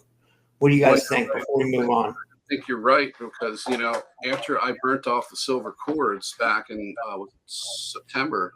early September last year, I immediately was able to start to remove these attachments, and they were causing pain. So, and I was getting hit constantly with it. It was unrelenting. I'd remove it, and seconds through a couple minutes later, it's back again. But I think that was the physical component, was the nanite component was in me, causing the inflammation and the pain. And then, of course, then you had the psychic attachment, which was programming it and telling it what to do. And then it was, it was hitting that particular part of me. So, yeah, and I was able to turn it off. The problem is how do you get rid of it completely?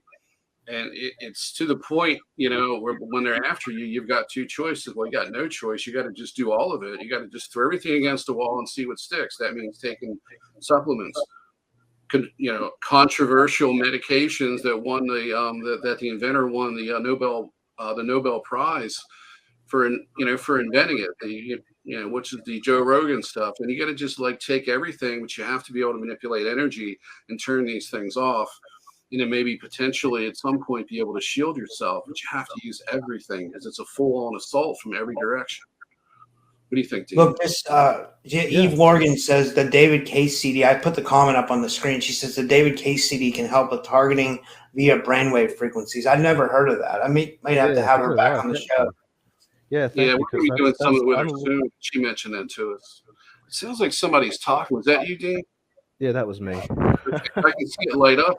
I'm still hearing all this background information. I mean, all this background noise. Like somebody's having a conversation. Oh, I think it's you echoing. I can hear slightly. I slightly hear your voice in the background of it, and mine too. Actually, I think it's just a general echo. Feedback. Yeah, there's some kind of feedback issue. It's heard the word feedback, so it is. It obviously it's feeding back. Yeah, but anyway, yes, I agree with what Nathan's saying, and that's what I was trying to get across to him. Is I do agree. I think there's a component, like many different components to this. I believe there's a way you can psychically, you can do work on yourself to kind of interfere with the nanite pathogen. I believe that also, I've had to do a lot of supplementation and antimicrobial stuff just to stay alive. It's unbelievable. I stopped taking caprylic acid and things like that. All of a sudden, my stomach starts feeling like it's literally imploding. It's not good. And I've had to take a lot of niacin too, and so has my partner. We've had to do a lot of things that revolve around antifungal, antimicrobial, anti-radiation, very much anti-radiation. When we started taking potassium iodide, we had the biggest detox I have felt in a while, as in I could barely handle it. My head felt like it was going to implode, but it's all good now. It eventually calmed down, but man, that was really intense.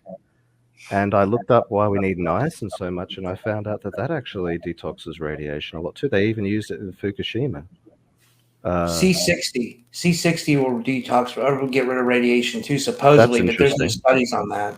It's just extremely expensive. That's the problem with that. I would be on it now if it was. Yeah, well, you can go to goodandcheapc60.com. It's $19.90. That's the good. It's called Good and Cheap C60, and they have it for $19.99. It's like the ones that are on the podcast. And I hate to say this because I have podcast sponsors. They're not sponsors, but I have affiliates. But everybody I use is like relatively cheap. But some of those C60s that are advertised on podcasts are really expensive. They're really expensive. So I've always went to Good and Cheap C60. I don't know if it's like how good it is or, but I mean, I digress. Are you actually on that right now? Are you using that right now, Rob? I use it. Yeah, I use C60. Interesting. Okay. That's interesting. Maybe it is helping you. What have you noticed that's I mean, you don't really notice much, you know what I mean? It just kind of, I mean, I don't get any energy from it or, I don't really notice much. I mean, maybe like an overall, but I did test it and it like, if you drip it on like something like it goes apart, then it forms back together. It's very, very strange. Like, and Dr. Richard Allen Miller told me, he said that C60 will help with radiation. Like, and, he's been around forever, man. Like he's been studying this stuff for like, I don't know as much as you guys and him, but that's kind of, I'm just going off what he said, No, thank you for sharing. But yeah, because Rex's sponsor from Leak Project, that was just way too much for me at the time, and then the main problem with this is that they make you sick that you can't work, and you're struggling to get back to work, and it just limits everything you can do. And if you go to try to approach the so-called social safety net, even though it's very diminished from area and what's left of it, if you can get access to it, they'll turn that off too, and you'll have constant problems. I've had, like I said, I've had problems with the system. I've had problems with doctors. I've had doctors turn down and refuse care. They hit you from all sides, and it's just it's nonstop.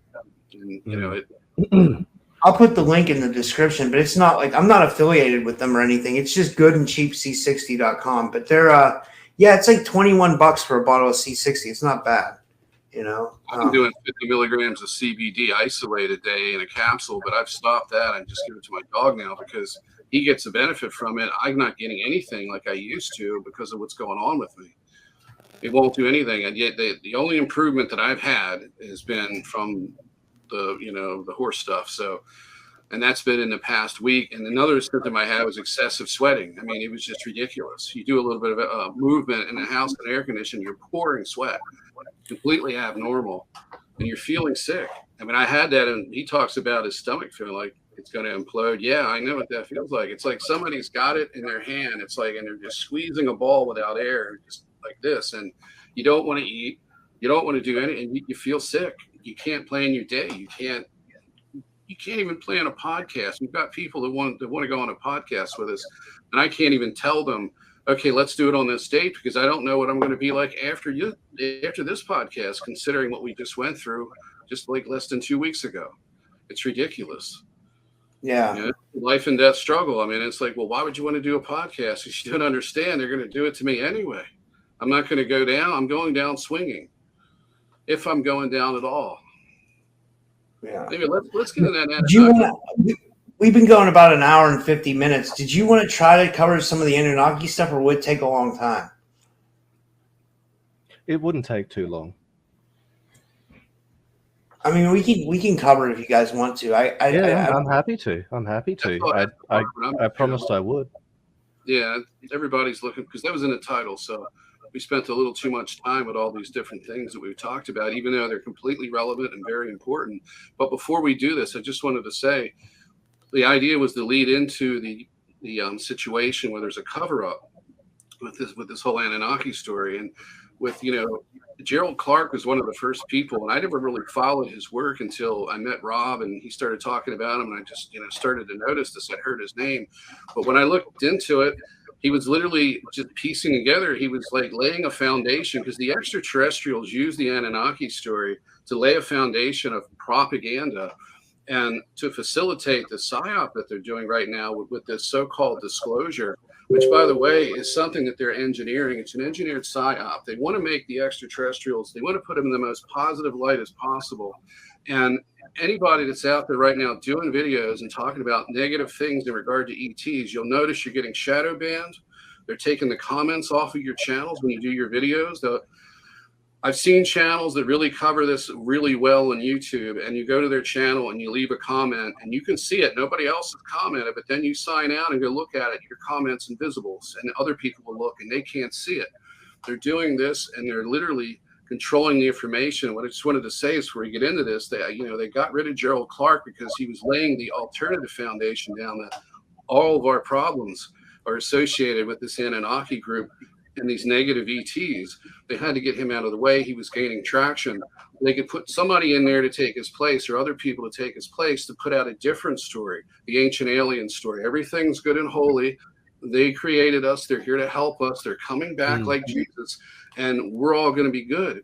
They're going to fix our problems. They're going to kiss our, they're going to patch us up and give us love. They're our benevolent space brothers. Nothing could be further from the truth. And this whole thing, and it started, I had a download. It goes all the way back, and they showed me the George Van Tassel stuff with the, with that airstrip and that giant rock. I was told that, the beginning of this New Age movement really started around that point in time. And what I figured out was, from that download, everything that I've been doing and the research and the experiences that I've had in talking to other people, is that it's all part of a government program. The whole New Age movement, which basically it comes from the occult, which is a negative ET program of giving people these false religions, the Egyptian religion and others, where there's human sacrifice and so forth, and negative gods that you're forced to worship. It all evolved into this benevolent space brother deception, beginning back with Van Tassel and the Ashtar Command, kind of around that point in time. So the ETs did is they transitioned people from the occult into the false white light of the false AI source god, and then moved us into this with the cooperation of the U.S. military and a multinational military cabal that is centered in a lot of different countries across the planet. And if you live in one of these countries, you're subject to these MILAB programs because they have treaties with these ETs. So I just wanted to lead into that and let you go ahead and run with it, Dean. Right, sure. And I want to make sure I get this correct. So Gerald's work was I think is really, really accurate. Like, a lot of the stuff he was doing was very accurate, and he was able to tie it back in an academic fashion, just like what Matthew LaCroix is doing. And what's fascinating about all this is that, as I was saying earlier, it seems like there is a bit of both going on, where like there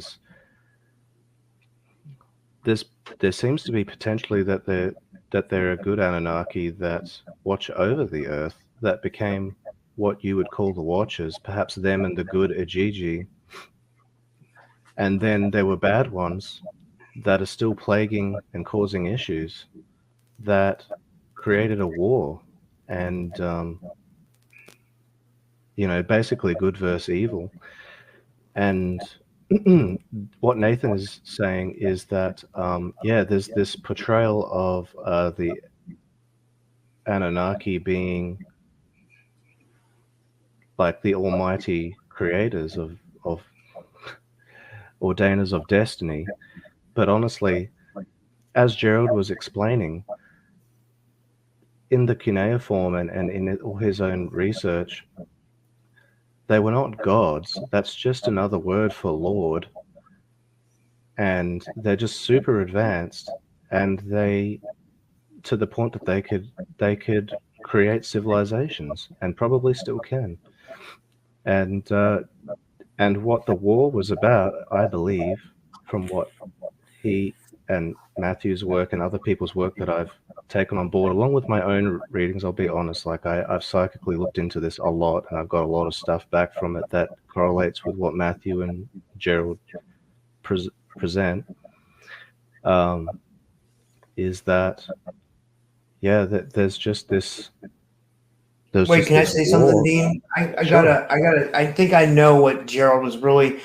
I have a video that not a lot of people have seen. Like maybe, I mean, because I found it years ago, and it's a Gerald got sent a briefing document from someone who said they were an alien, right? And it's called The Threat Briefing to Humanity by Gerald. It's on a video. I can send it to you. And in that video, he talks about all the different races of like aliens and stuff. But then he also talked about this thing called ARVI, Automated Viral Replicating Intelligence. That's like this like demonic like blood seeking like like similar to like the Greys, right? But it's once blood. That's where like the human sacrifice and stuff came from. Mm-hmm. But you guys got to see this video. It's not a lot of people have seen it. I thought about covering it on my channel, like doing like a Stephen Cambion thing and just like playing the video and providing my commentary over it. But I don't know how Krista would feel about that, so I didn't do it. But it's definitely something everybody should check out. And I can even post it on my channel. It's Gerald Clark, Threat Briefing to Humanity. I think that might have been like some of the stuff that he was getting into that like might have really triggered something as well, beyond like what you're saying. I think what your ears going is good, but I think that might have been too, No, that's very interesting. Maybe you should contact her and see what she thinks about that.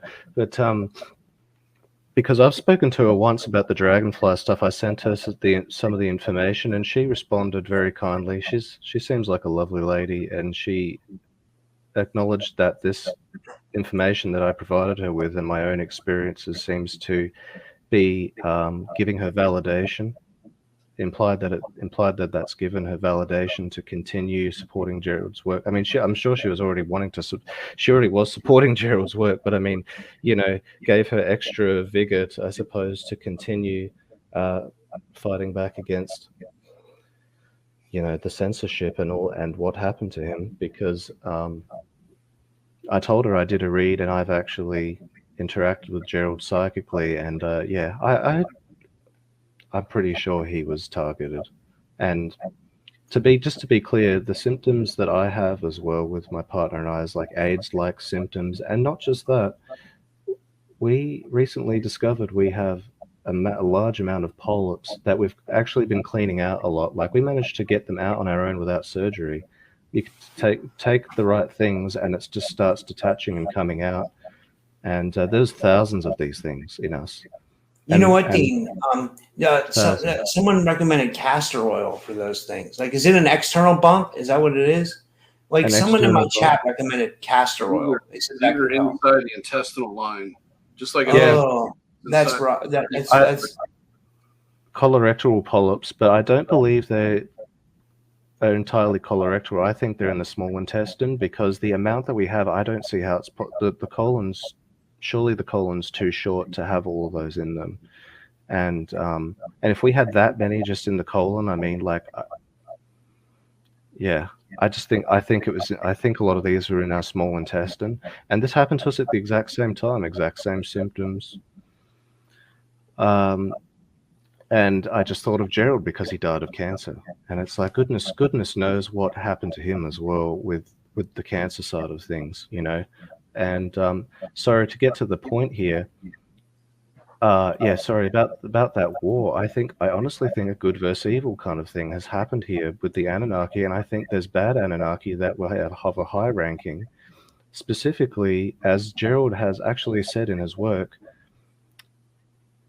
Inanna, Marduk, and Enlil. It appears that they may have formed a pact using black magic, and I think that they may have even allied with a lot of reptilian species and bad greys against everyone else, because they believed that people needed to be kept under control. And if you read all the Anunnaki stuff, it talks a lot about how some of them struggle with what is right and wrong, and whether they should wipe out people or not. And wiping out people, certainly, I mean, I can see some of the tablets. They did it already. If you read the tablets, Enlil did it already. Enlil caused famine. Enlil starved people. He had humans eating other humans. If Yeah. you follow what they say in the Atrahasis, then it supposedly he brought a flood. But before he brought a flood, he did all kinds of things that were like, really, really bad to humans. Like it was. So I believe it. I definitely do. Yeah, and Gerald believed that Enlil was a really bad dude from his as he continued doing his work. I noticed he was more on the foundation of that. Yeah, Enlil is not a good dude, and jealous person apparently, and so this ties back to the stuff I was going to present to you guys, that I discovered something very interesting about to do with Greenland and that area next to Greenland on the east coast of Canada. And I've been very interested, and I've been talking with Matthew about Asgard because I have memories of that. I have memories that that's a real place, and that's what drew me to Matthew and Gerald's work, because they cover things like Atlantis and other places that are quote unquote mythological, that have really, as people are getting more evidence, they're discovering that these places, it's pretty much showing that they are real, they do exist, that these places did exist. And there's just been so many cataclysms that it just buries this stuff in some cases. Depending on where you are in the world, it's like the Great Pyramid. It wasn't buried necessarily. Well, actually, it was covered in a lot of sand, wasn't it? At one point, I remember reading. Yeah, it was excavated a bit, and the Sphinx was covered up to the head. And of course, there was a really big flood, and there's evidence of I think 1,000 high watermark where there's shells and salt deposits, and they were hypothesizing that the salt deposits were because they were using it for a power generator, which is not for electricity. They weren't going to give the Egyptians, or what they were calling them during all those periods, they weren't going to give them electricity. I mean, it was a stage show. It had mind-altering effects. It did like Tesla coil effects in the sky. It was more just alien stage magic versus something that would really benefit society. It was there to create a religious belief system and force servitude of the people there, and essentially hijack a culture. And just like they've done all over the world. I mean, China must have had a tremendous history of that type of usury, because you've got close to estimated over 800 pyramids covered in soil and trees and stuff.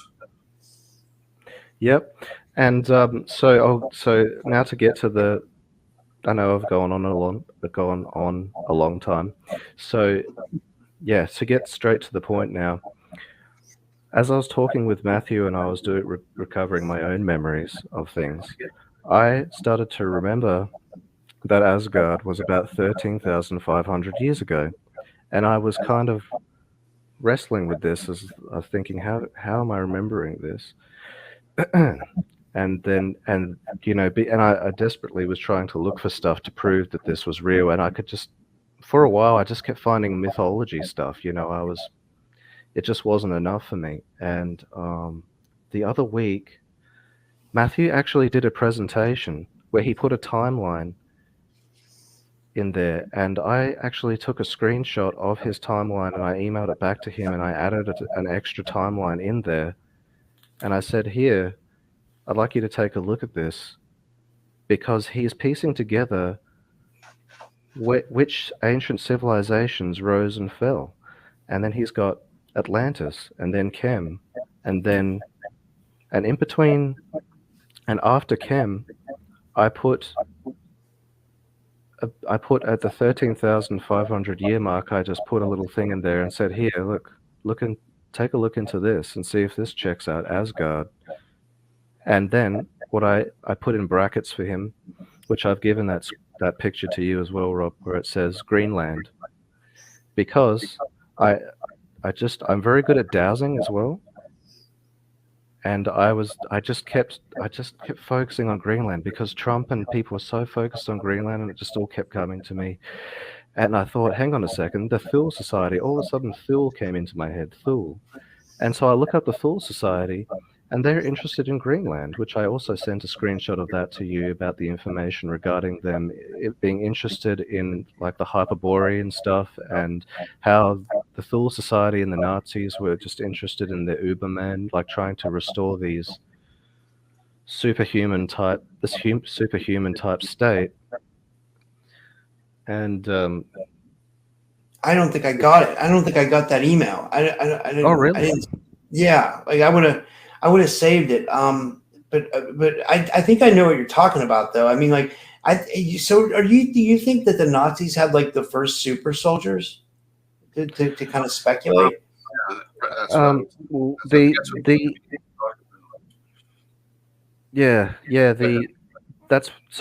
what I was talking about. Is in they were trying to recreate this, and they, I mean, they were synthesizing steroids in the 1930s, and then they also were the Nazis were putting their troops, and probably who knows who else was doing this. I haven't read enough into it, honestly, but I do know that I've read that the Nazis were using methamphetamines, and this seems to be common knowledge amongst people that have researched this as well, that they were trying to enhance. Yeah, and so it's very interesting because what I sent you, by the way, Rob, I sent it to you this morning, so you might not have seen it yet. Oh. The Asgard stuff, so that's okay. I just wanted to make sure you had it. And so what I discovered when I was looking at all this stuff is that you go and type in Mount Asgard in Google Earth, and then you'll find that there's actually a place on the east coast of Canada, right near Greenland, called Mount Asgard, and it's got twin peaks. Twin peaks. It's a mountain with twin peaks. Isn't that interesting? Because there's this theme that goes around, like Twin Towers, the two towers in Lord of the Rings. It's very interesting stuff. Yes, it is, and also there's this other thing that comes up in this website called Map Carter, where you type if you search for Asgard stuff in Google, it brings up this Map Carter website, and it takes you to this area in Greenland, just off the coast of Greenland, that's called Asgard Sund. I don't know what that is all about, but I found that very weird how that was there, and that they actually, I vaguely recall that there are ruins in Greenland of ancient civilizations, and then you tie in that with the fact that there's other information out there about how the government, whichever governments, have invested in digging under the snow and creating bases under the snow, under the ice in Greenland. Have you guys seen anything like that? I've actually watched a video of them digging trenches and creating bases in Greenland underneath the snow. No, I haven't seen that, but that's fascinating. That's insane. That's awesome. I didn't know any of that. Yeah, so you add all this together. Everywhere there's ice. I'm sorry to interrupt. I think everywhere there's ice, where the land was free of ice going back a long period of time, I guarantee you're going to find ancient ruins, possibly hidden high technology from past civilizations that have been allowed to reach a certain level of sophistication before the Draco occupation wiped them out with a cataclysm. It doesn't surprise me that they're actually actively trying to build bases. They've been doing the same thing in Antarctica as well. There's definitely a lot of stuff there that they're not telling us about, and how it's getting out, I don't know. I mean, I'm not a fan of David Wilcock, but there's a lot of people there. There's an information stream coming out of there, and I can't really trace where it's coming from. I always wondered where he gets his information. Right, he's got a source, but the funny thing about Wilcock is that he's like 90% wrong. I mean, like, he does come up with some good. He comes up with some gems sometimes, but most of the time he's like, it's like, what's this dude? I mean, because it's gut. I mean, and because I know you don't care for him either, Nate. Like, that's why I say that. But he does come up with stuff every once in a while that's kind of relevant. What would you say? Well, I don't dislike the man. I used to listen to him, but I think he's been a victim of this. I think that they've taken him over, unfortunately, like they've done to a lot of people. So, there's been a lot of good, valid information that he's put out over the years. But I mean, if you're not strong enough, they're gonna take you down and co-opt you and do it in such a deceptive way where you don't even realize it's happening to you. And if you've got personality flaws, and you're not willing to really risk yourself and put yourself last and the truth first, and you're more focused on money than what the truth is and actually getting it out, you can be co-opted pretty easily. And I think that's what's happened to him. And I feel sorry for him. I hope you make a good point. I never really thought about it that way. That's really, because I guess he probably had really good intentions starting out. I don't know anybody who has, unless someone's really evil, most people probably have good intentions when they go into this, right? It's just like what happens in the meantime, or like, while they're going through this and putting out information, what changes in that person and like what happens to them, right? Well, yeah, people that get connected in this New Age movement, and they start to get involved with the source consciousness. It isn't God, it's AI. It'll corrupt them. And, in the situation I had with those that I talked to a reptilian negotiator a few days before I burnt off the cords. It was trying to offer me some sort of social media position where I was going to be like a David Wilcock. And except the difference would be is that I would be going out there knowing the agenda and working for it just so I could gain my health back and make money. And I told him to shove it, and whether or not it was an honest offer or not, I have no idea. I wasn't going to pursue it. But I mean, that's what they do to people. And it's very subtle. I mean, they could co-opt people with money. You start, all of a sudden, all these opportunities open up to you. And that's what I was promised. Well, you're not going to be, you're not going to go through what you've been going through, Nate. You're going to be well accepted into this community, and people with money are going to be approaching you to talk to you and have you speak and do this job for us. And, I went through names of people. I'm like, is this person aware of it? And, all the people that I had seen on social media and the names that I'd given this individual, this entity, had said, yeah, that, they work for us, but don't know it. And I don't think, I feel sorry for all of these people, because if you're controlled by them, your soul does not belong to you anymore. They've got you. They've got dominion over you after you die. There's nothing could be worse than that. And, and that person, all of these people likely have clone versions of themselves in these programs. And they do control us through alters, just like with people with multiple personality disorders that are artificially induced through drugs and trauma, these mind control programs. They can do the same thing with these cloned alters, these soul fractured cloned alters. And like with everybody, I didn't know what Nathan was going to wake up. I mean, I didn't know what type of Nathan I was going to be the following day. I mean, they could control your emotions, and they can much, much more effectively than they can do with attachments. I can battle off the attachments, but when they're literally in your mind and there's parts of your consciousness pulling you in a different direction, it's very difficult. It's, they literally take you over, and you have to be extremely strong. And I don't think I could have done it by myself.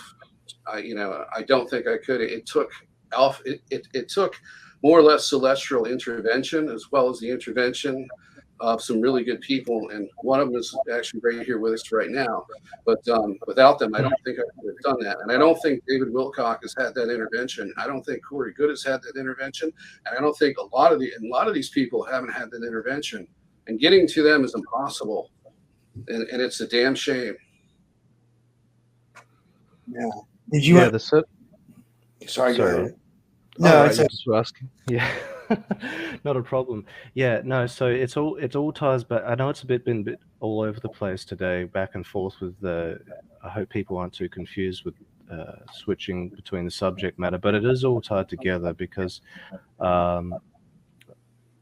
the stuff that Nathan's talking about is the reason I knew how to help him with that is because I do know that it's Archon related, and I do know that the whole Archon subject is related to the Anunnaki that are bad, that fought against the good ones, and I do know that they seem to be trapped, and their followers want to release them. That's my honest perception of it, psychically, informationally. And these people, these beings that could refer to themselves this way, or however we choose to refer to them, Archons, whatever that you want to call it, it's not just the Anunnaki that are referring to themselves as this, it's their little henchmen too, like some of these Alpha Draco types and Just you know, as you read in some of the scripture, you know, you've got the 200 fallen angels and things like that. I don't know how many of them there really are, but there's three at the top. There's three at the top that formed a Trinity pact, and then they've got people underneath them that do all their bidding. And you know, the higher up in the pyramid, the more powerful some of these beings seem to be psychically. As a matter of fact, I would say the Dark Greys seem to be more of a threat than the Alpha Draco. The Alpha Draco just remind me of gorilla bouncers. They can be quite intimidating and frightening, but I don't find them to be as intellectually intimidating. And because I've experienced all these beings, they've come to my house. And what, you know what? One of a dark gray looking being that I described, the ones that were messing with Nathan, actually came down one night. My girlfriend woke up to it coming down through the roof and putting its hands on her chest with these claws. And she was freaking out. She'd never experienced anything like this before, and I wouldn't wake up. She was petrified, absolutely petrified, and she was trying to wake me up, she was telling me, and I wouldn't wake up, which is very strange. And I've never seen her so traumatized, honestly. And that day, after that had happened, her chest was way, way, way worse than I'd ever seen it. And she was just so distressed trying to figure out how to get rid of this. We didn't know what to do. Funnily enough, the tonic that I take, that we both take, she just took extra of that. And then this chest thing that happened with this being went away. And that's when I started hypothesizing that some of these beings actually you know how you have Star Wars? You remember Palpatine, how he keeps people alive like Anakin when he's going to die from the lava in the third Star Wars, and then he puts him in the Darth Vader suit. And then in the later Star Wars, he seems to be able to suck the life out of people, like in the latest installment. Because it turns out Palpatine didn't get killed by Darth Vader, he was still alive and blah, blah, blah. Sorry to be a spoiler if anyone hasn't seen it, but just trying to make a point here that Palpatine in Star Wars implies that the dark side has the ability to control negative organisms, to kind of stave these negative organisms off from breaking you down and killing you.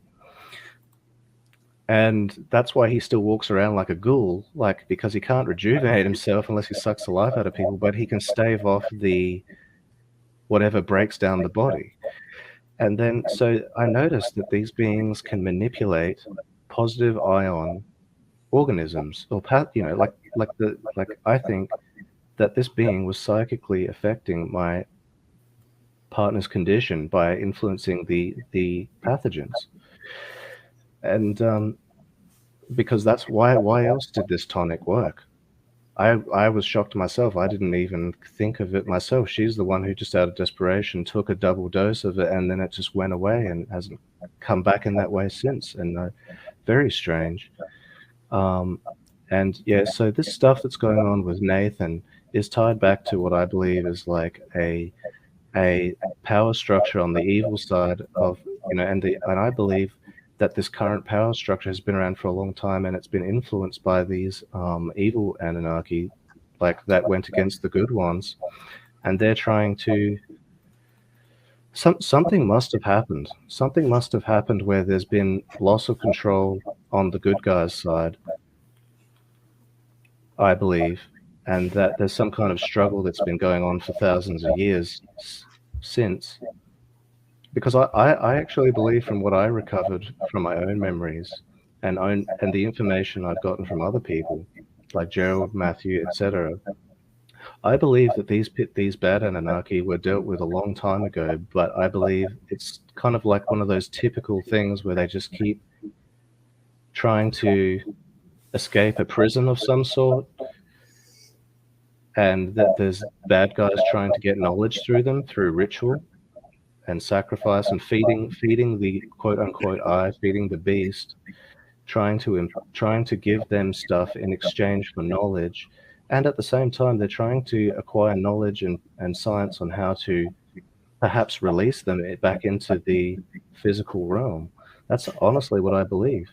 There's a quote. It's not a quote. It's a line from one of the tablets. I don't know if it's in the Atrahasis or Matthew LaCroix said it before, and it always stuck with me. It's when Enlil says to Enki, he says, "Where you went, you were supposed to break the chains to set us free." Now that's insane. I have no clue what he means by that. Like I can't remember what Matt speculated what that meant, but like they can't be anything good. Almost like they're imprisoned here, like we are, or something. Like this is a big prison planet. And now they're stuck here with us. Yes, and in the Lost Book of Enki, it talks about I can't remember who said it, but there was a comment made by an Anunnaki about being stuck here, like quote unquote them, like the native inhabitants of the earth. That if they were to stay here for too long, and I believe that's to do with the Kali Yuga cycle on the earth, that there's denser periods where if you don't, I don't know, vacate perhaps during that time, that you can, if something happens to you while you're on the earth, like if you die during this dense period, I believe, I think you get stuck here. I think you start forgetting and get stuck, and you have to try and remember how to, and it's kind of complex, I think, because it's like, how do you get out of here? A lot of people try to get out thinking they do this spiritual work and that they can just leave. Like Gerald believed that too. But do you know, I'm just going to say something that might be a little controversial to people. I've spoken with Gerald on the other side, and he's still here. He's still here, and he's actually looking forward to something that will potentially free a lot of people, I believe. I think he's, you know what happened. Well, people that have medium type ability like myself that can talk with people on the other side, you have some interesting conversations sometimes. And from what I've perceived, there are beings on the other side that don't want to keep forgetting and coming back and forgetting, but then they don't know how to get out either. And it's strange that I communicate with Gerald that he has implied that he's still here and he's not able to go anywhere outside the earth. That's very odd. And as we're approaching a precipice at the moment in the world, and people are waking up, I'm starting to wonder if the way out is to work together. It's not something you can do on your own. Like, we have to collectively lift something on the earth that allows us to be able to freely come and go. And that actually ties into something interesting that I read about the rainbow body. Like, a lot of people talk about ascension and things like that, and there's this guy called Montauk Chia that goes on about people developing their etheric body to be big enough to leave the physical body. Now, I thought there was something wrong with that, because I thought surely a lot of people would have figured that out by now if you could do that in 100 years. Something doesn't seem right, because it kept coming to me that why do I have this strong intuition about the importance of living longer? Why is that so important to me? Because I'm very in tune with a lot of this deeper stuff that's going on, I noticed. And I did a bit of digging, and I found that from ancient Asia, there's this master that talks about the rainbow body and talks about how you can't achieve it unless you live for 1,000 years. Now, isn't that really interesting? Because you go back through the Bible stories and through what Matthew and Gerald were talking about, we used to live like 900, 1,000 years. And then you've got the Anunnaki that apparently held kingship for thousands and thousands and thousands of years, because they're able to just keep staying alive and keep remembering everything and stay intact. And it's like, well, that's interesting, because now we're in a state where we're living for 100-ish years at a time, and everyone just keeps forgetting stuff, and they come back. And I've talked with a lot of people, there's a lot of people that remember their past lives, but they can't remember everything. It's like people have to work together to piece together all the memories.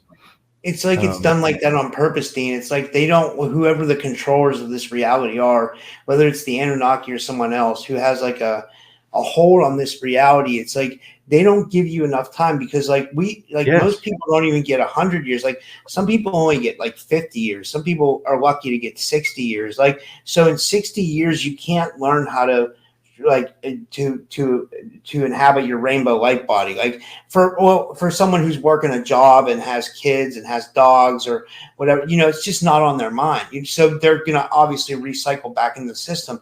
And I feel like that system, when you become a cog in the wheel and you can't like research into anything and you can't expand your consciousness, that's what gets you trapped. And that's the game, I think. Yeah, I agree.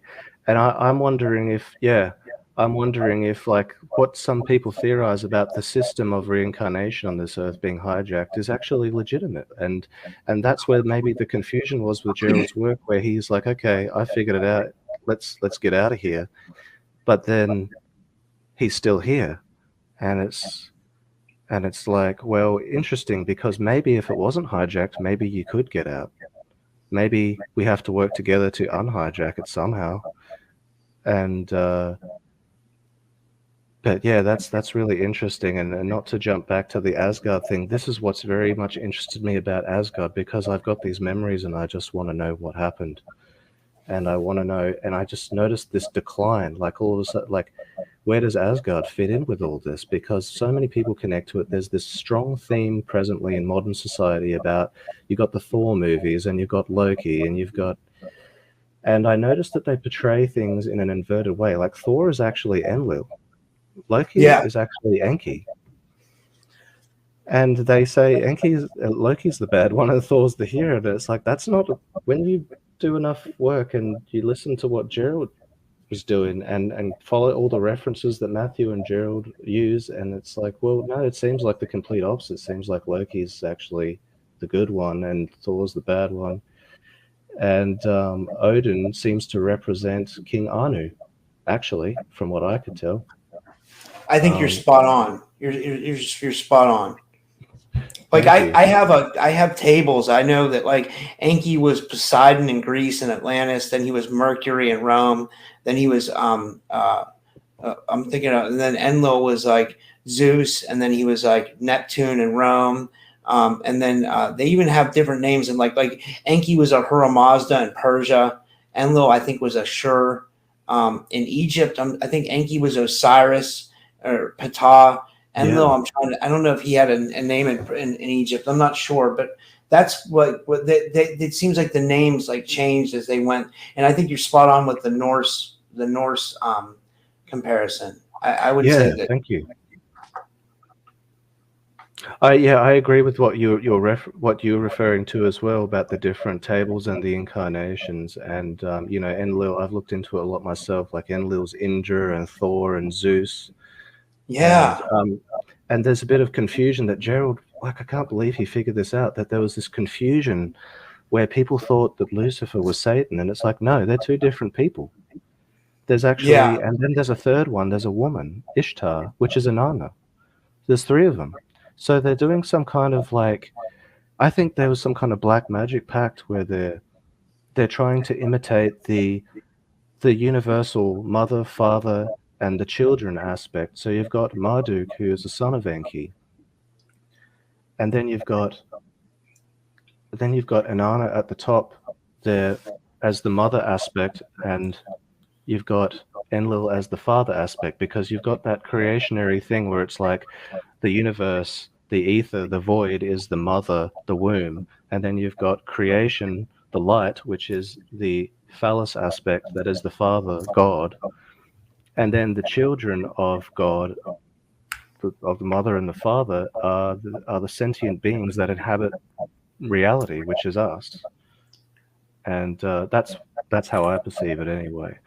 And I just find that absolutely fascinating, that perhaps they were trying to imitate some inversion of creation to enforce evil, to fight a war, to oppose all that is good. I suppose why on earth they'd want to do that. I guess that's something you can't entirely quantify. Free will is free will. You can't put a mathematical number or calculation on people's free will decisions necessarily. Otherwise, you'd go crazy. I mean, like, how can you?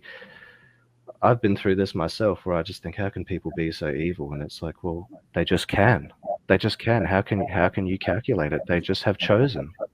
I always say that. I always say that the things that are done to humans seem so inhumane, right? It's almost think you would think like it would have to be some kind of outside source, like like that just like all the human trafficking and like the child sacrifice and human sacrifice and the blood drinking and all the other shit, like that's insanity. Like that's like really sick stuff, and then like the think about like the child sex stuff, that's even a step even dirtier. Like and then they put it in your face, like remember with the Balenciaga stuff and all that. Like I don't know if absolutely you guys yeah. Oh yeah, it's horrifying. It's terrible.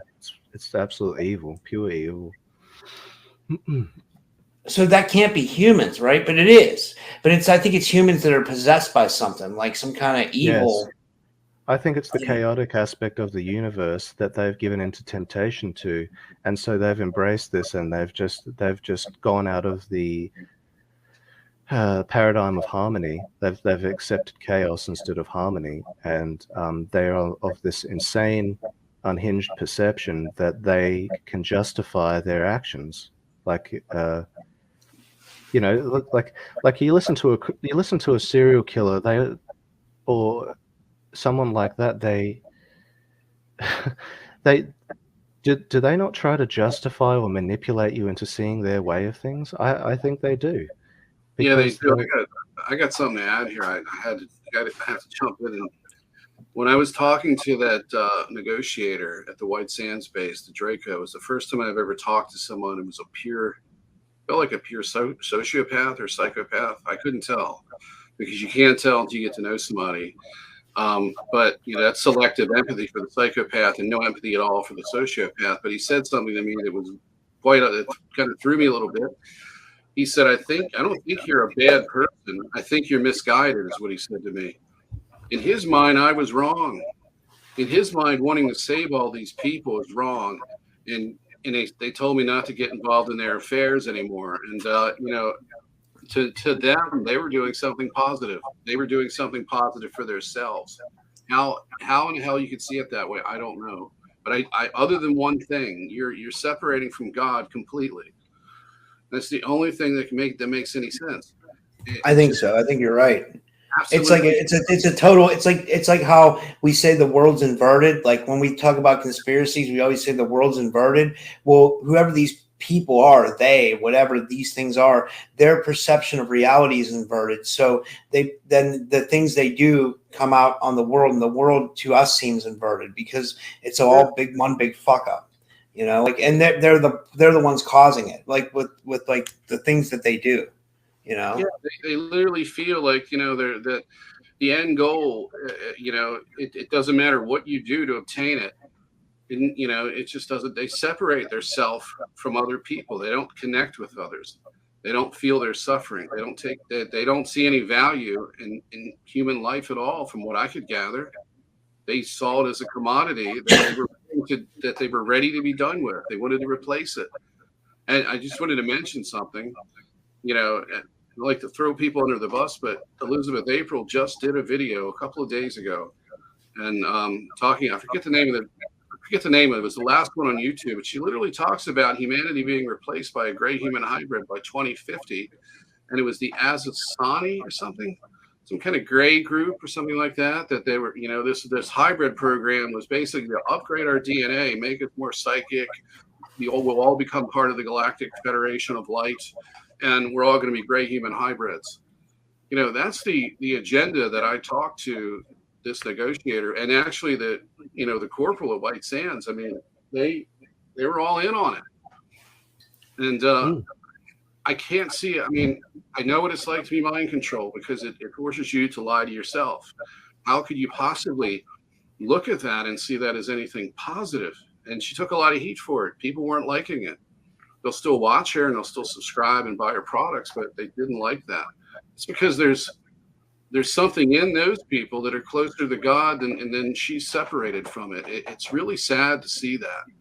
Nothing against her at all. And, her and I had a little short interaction early on where it was between Rex Bear. It was like kind of a three-way thing where, Rex Bear went to her to ask about me.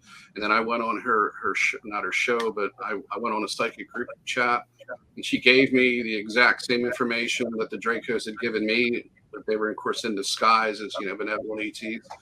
So, I mean, there's another person that I feel sorry for that's stuck in this. That doesn't realize what she's doing and doesn't realize who she's serving. But the people or the entities behind this are absolutely disgusting. I mean, words can't describe how evil it really is. And people are naive. They're not ready to face it. When you start talking about this and start, questioning things, nobody wants to talk to you anymore. This community is not ready for this. Some people are, but for the most part, the majority of them aren't. And it needs to turn around quickly.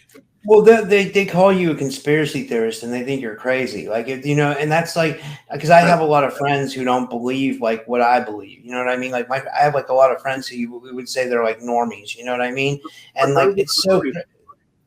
I'm talking about the people in our community, though. They're duped by this. They think that our saviors are these ETs. It's there's good ones out there, but the ones that are really running the show, man, they've got everybody duped. They've got this transdimensional psychic psyop. It's done because they put us into a planetary consciousness simulation where they can play God and they can distort our perception of ourselves and our reality. And I don't fault anybody for wanting to do that. I mean, when you get contact like that and it appears benevolent, I don't fault anybody for falling for it. It happened to me, and I was getting abused at the same time, and somehow they were able to get me to lie to myself to where I could accept the abuse. It was somehow therapeutic, but yet, and just so if it can happen to me, I certainly be the last person to judge somebody else. But it's a sad thing to see this happen, and yeah. Well, we gotta wrap it up. We've been going.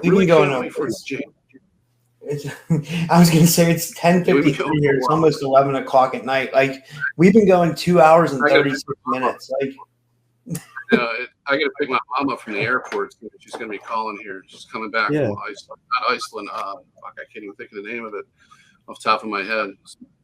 Somewhere over there is all I can say. There was some snow capping. She went on a cruise for 2 weeks. Oh.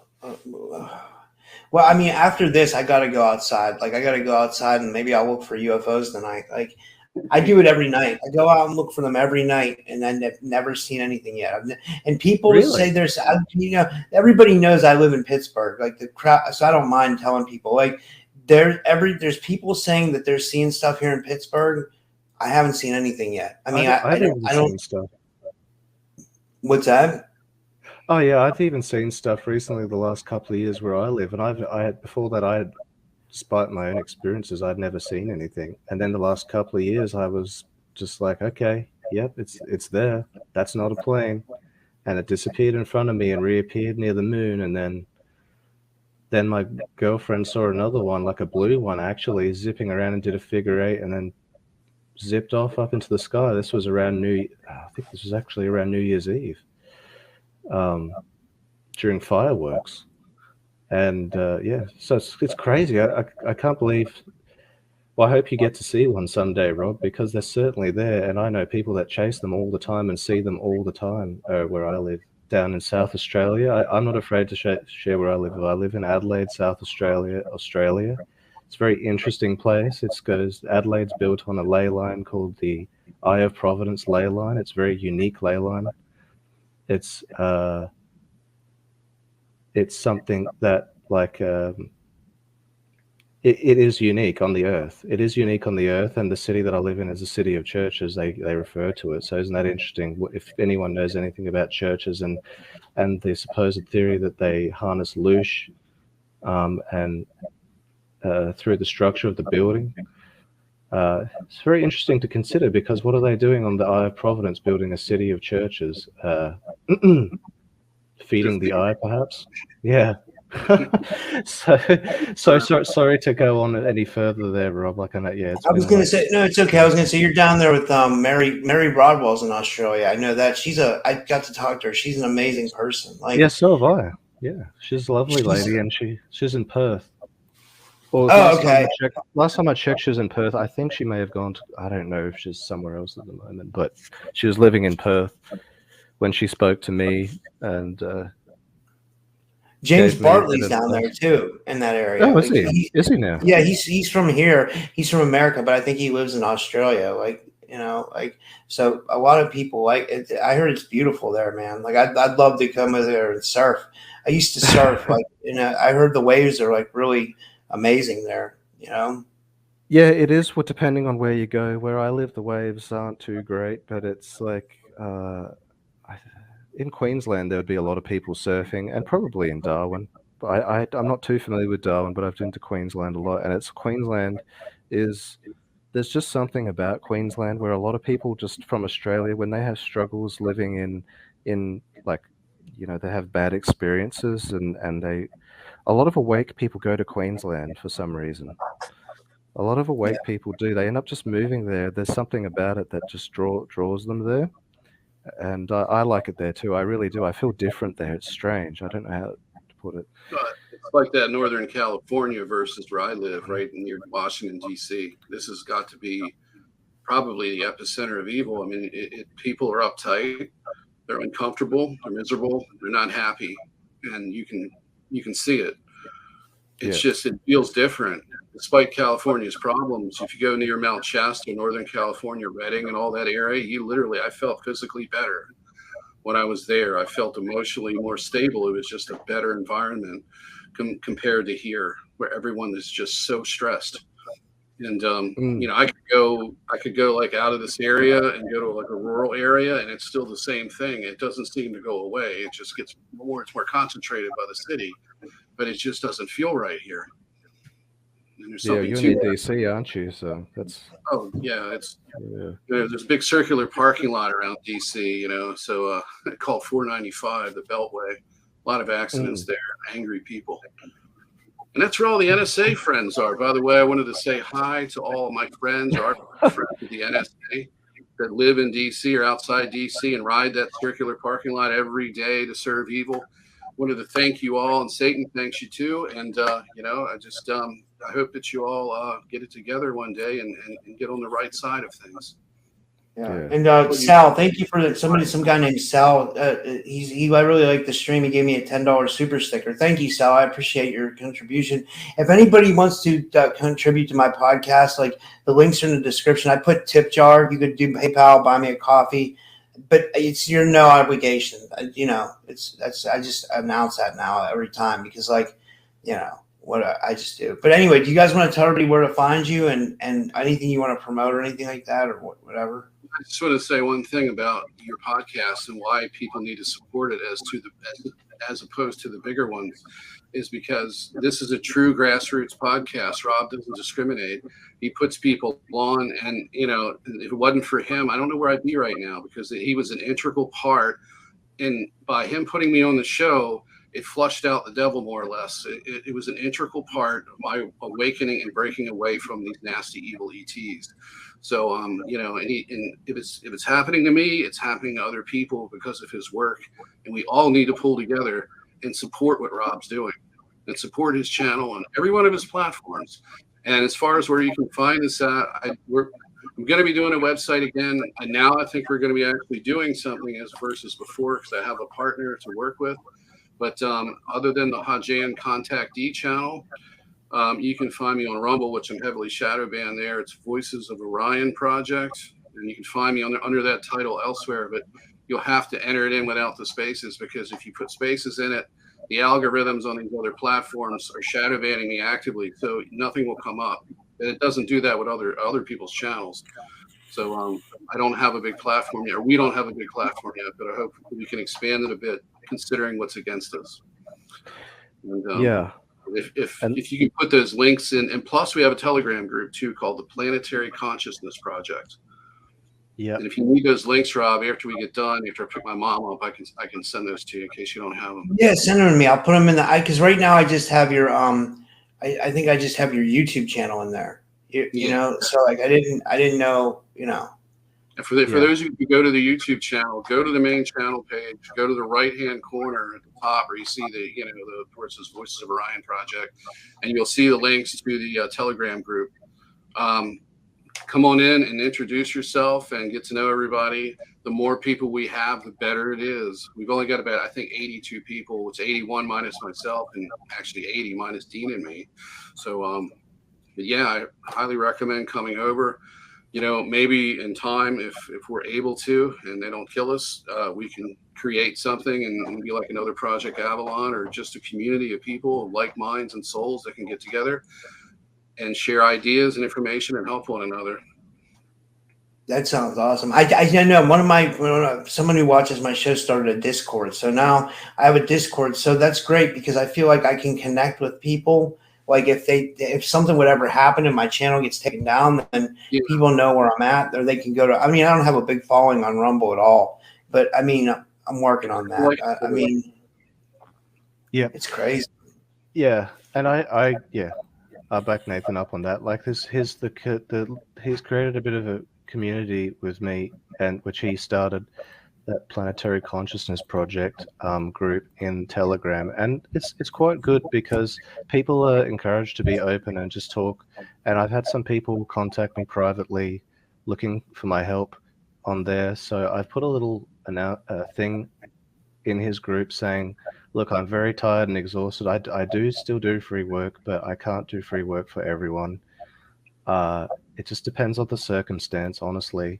I try my best to, and if anyone would like some help, you can reach out to me through that group, or you can contact me through my email, which Rob and Nate also has, which is my name here, 7 Talon, however you'd like to say it, because it's a multi-meaning name. It's just 7ALON @protonmail.com, and you can just email me about past life stuff, because I do regression, I do trauma instant reduction along with that, and I mix that in with psychic work, and I seem to have a good track record with the people that I've helped so far. I don't think I've had a single person say I haven't helped them, and they've helped me understand how I've helped them specifically. They've given me very good feedback, so that's very nice to hear.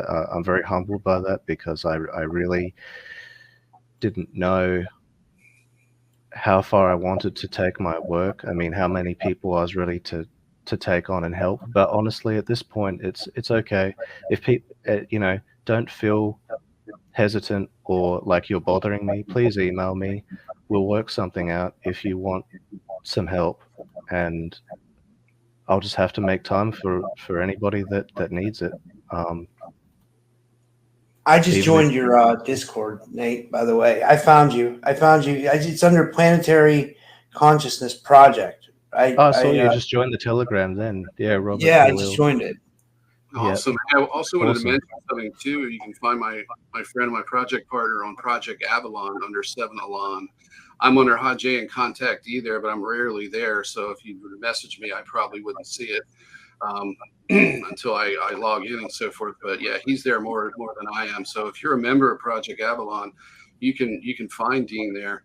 And I highly recommend, if you're not a member of Project Avalon, that you should join, because we either got two choices here. We can make a new Project Avalon, or we can make the old Project Avalon the way it should be, and that includes a shot in the arm of new people. And I think we ought to just rebuild what we had, and both sounds good too. All the above. Because I think Avalon's a very special place. I think it's got a lot of special resources, and Bill Ryan, I've been a bit sad how things have happened sometimes in the community. Like there's just turbulence that happens, and I think people just really need to work together and just try to better to understand each other and work things out. And I think Avalon's a great place to do that. There's people that come on there for support all the time. That's where I went. And I think Nathan's group is also a great place to commune as well. I mean, because I don't think either of us really anticipated using Telegram to create a group, but it's like, it's just the most cost-effective way right now, because websites, poor Bill Ryan, he has done such a great job of keeping that site up with his mods and stuff like that, and admins. He's very humble about it. He tries not to ask for donations, but he's had to keep it going sometimes. And it's just, I'm just very happy that it's still going, honestly. I don't want that place to go down at all. It's too valuable. It's too valuable, and he's done really good work with it. So yeah, I agree with you, Nathan, and about what you were saying about all that. So just I'm on there as the same name, 7ALON. You can private message me on there, and I'll do my best to check that as well for messages on there as well. But the best way to get a hold of me actually would be Proton Mail, the email that I gave, 7ALON@protonmail.com, or just the Telegram group that Nathan has. So thank you. I'll stop rambling on now about all that. No, it's okay. I'm glad that you told us about the Telegram group. I like that. I like staying informed. You know what I mean? I think we all need to stay informed with each other. You know, but this was insane. This was a mega stream. This was like 3 hours. Like, it was crazy. Well, I'm going to end the broadcast now. Have a good night, everybody. Thanks for tuning in. Yeah, thanks for having me. Thanks, Rob.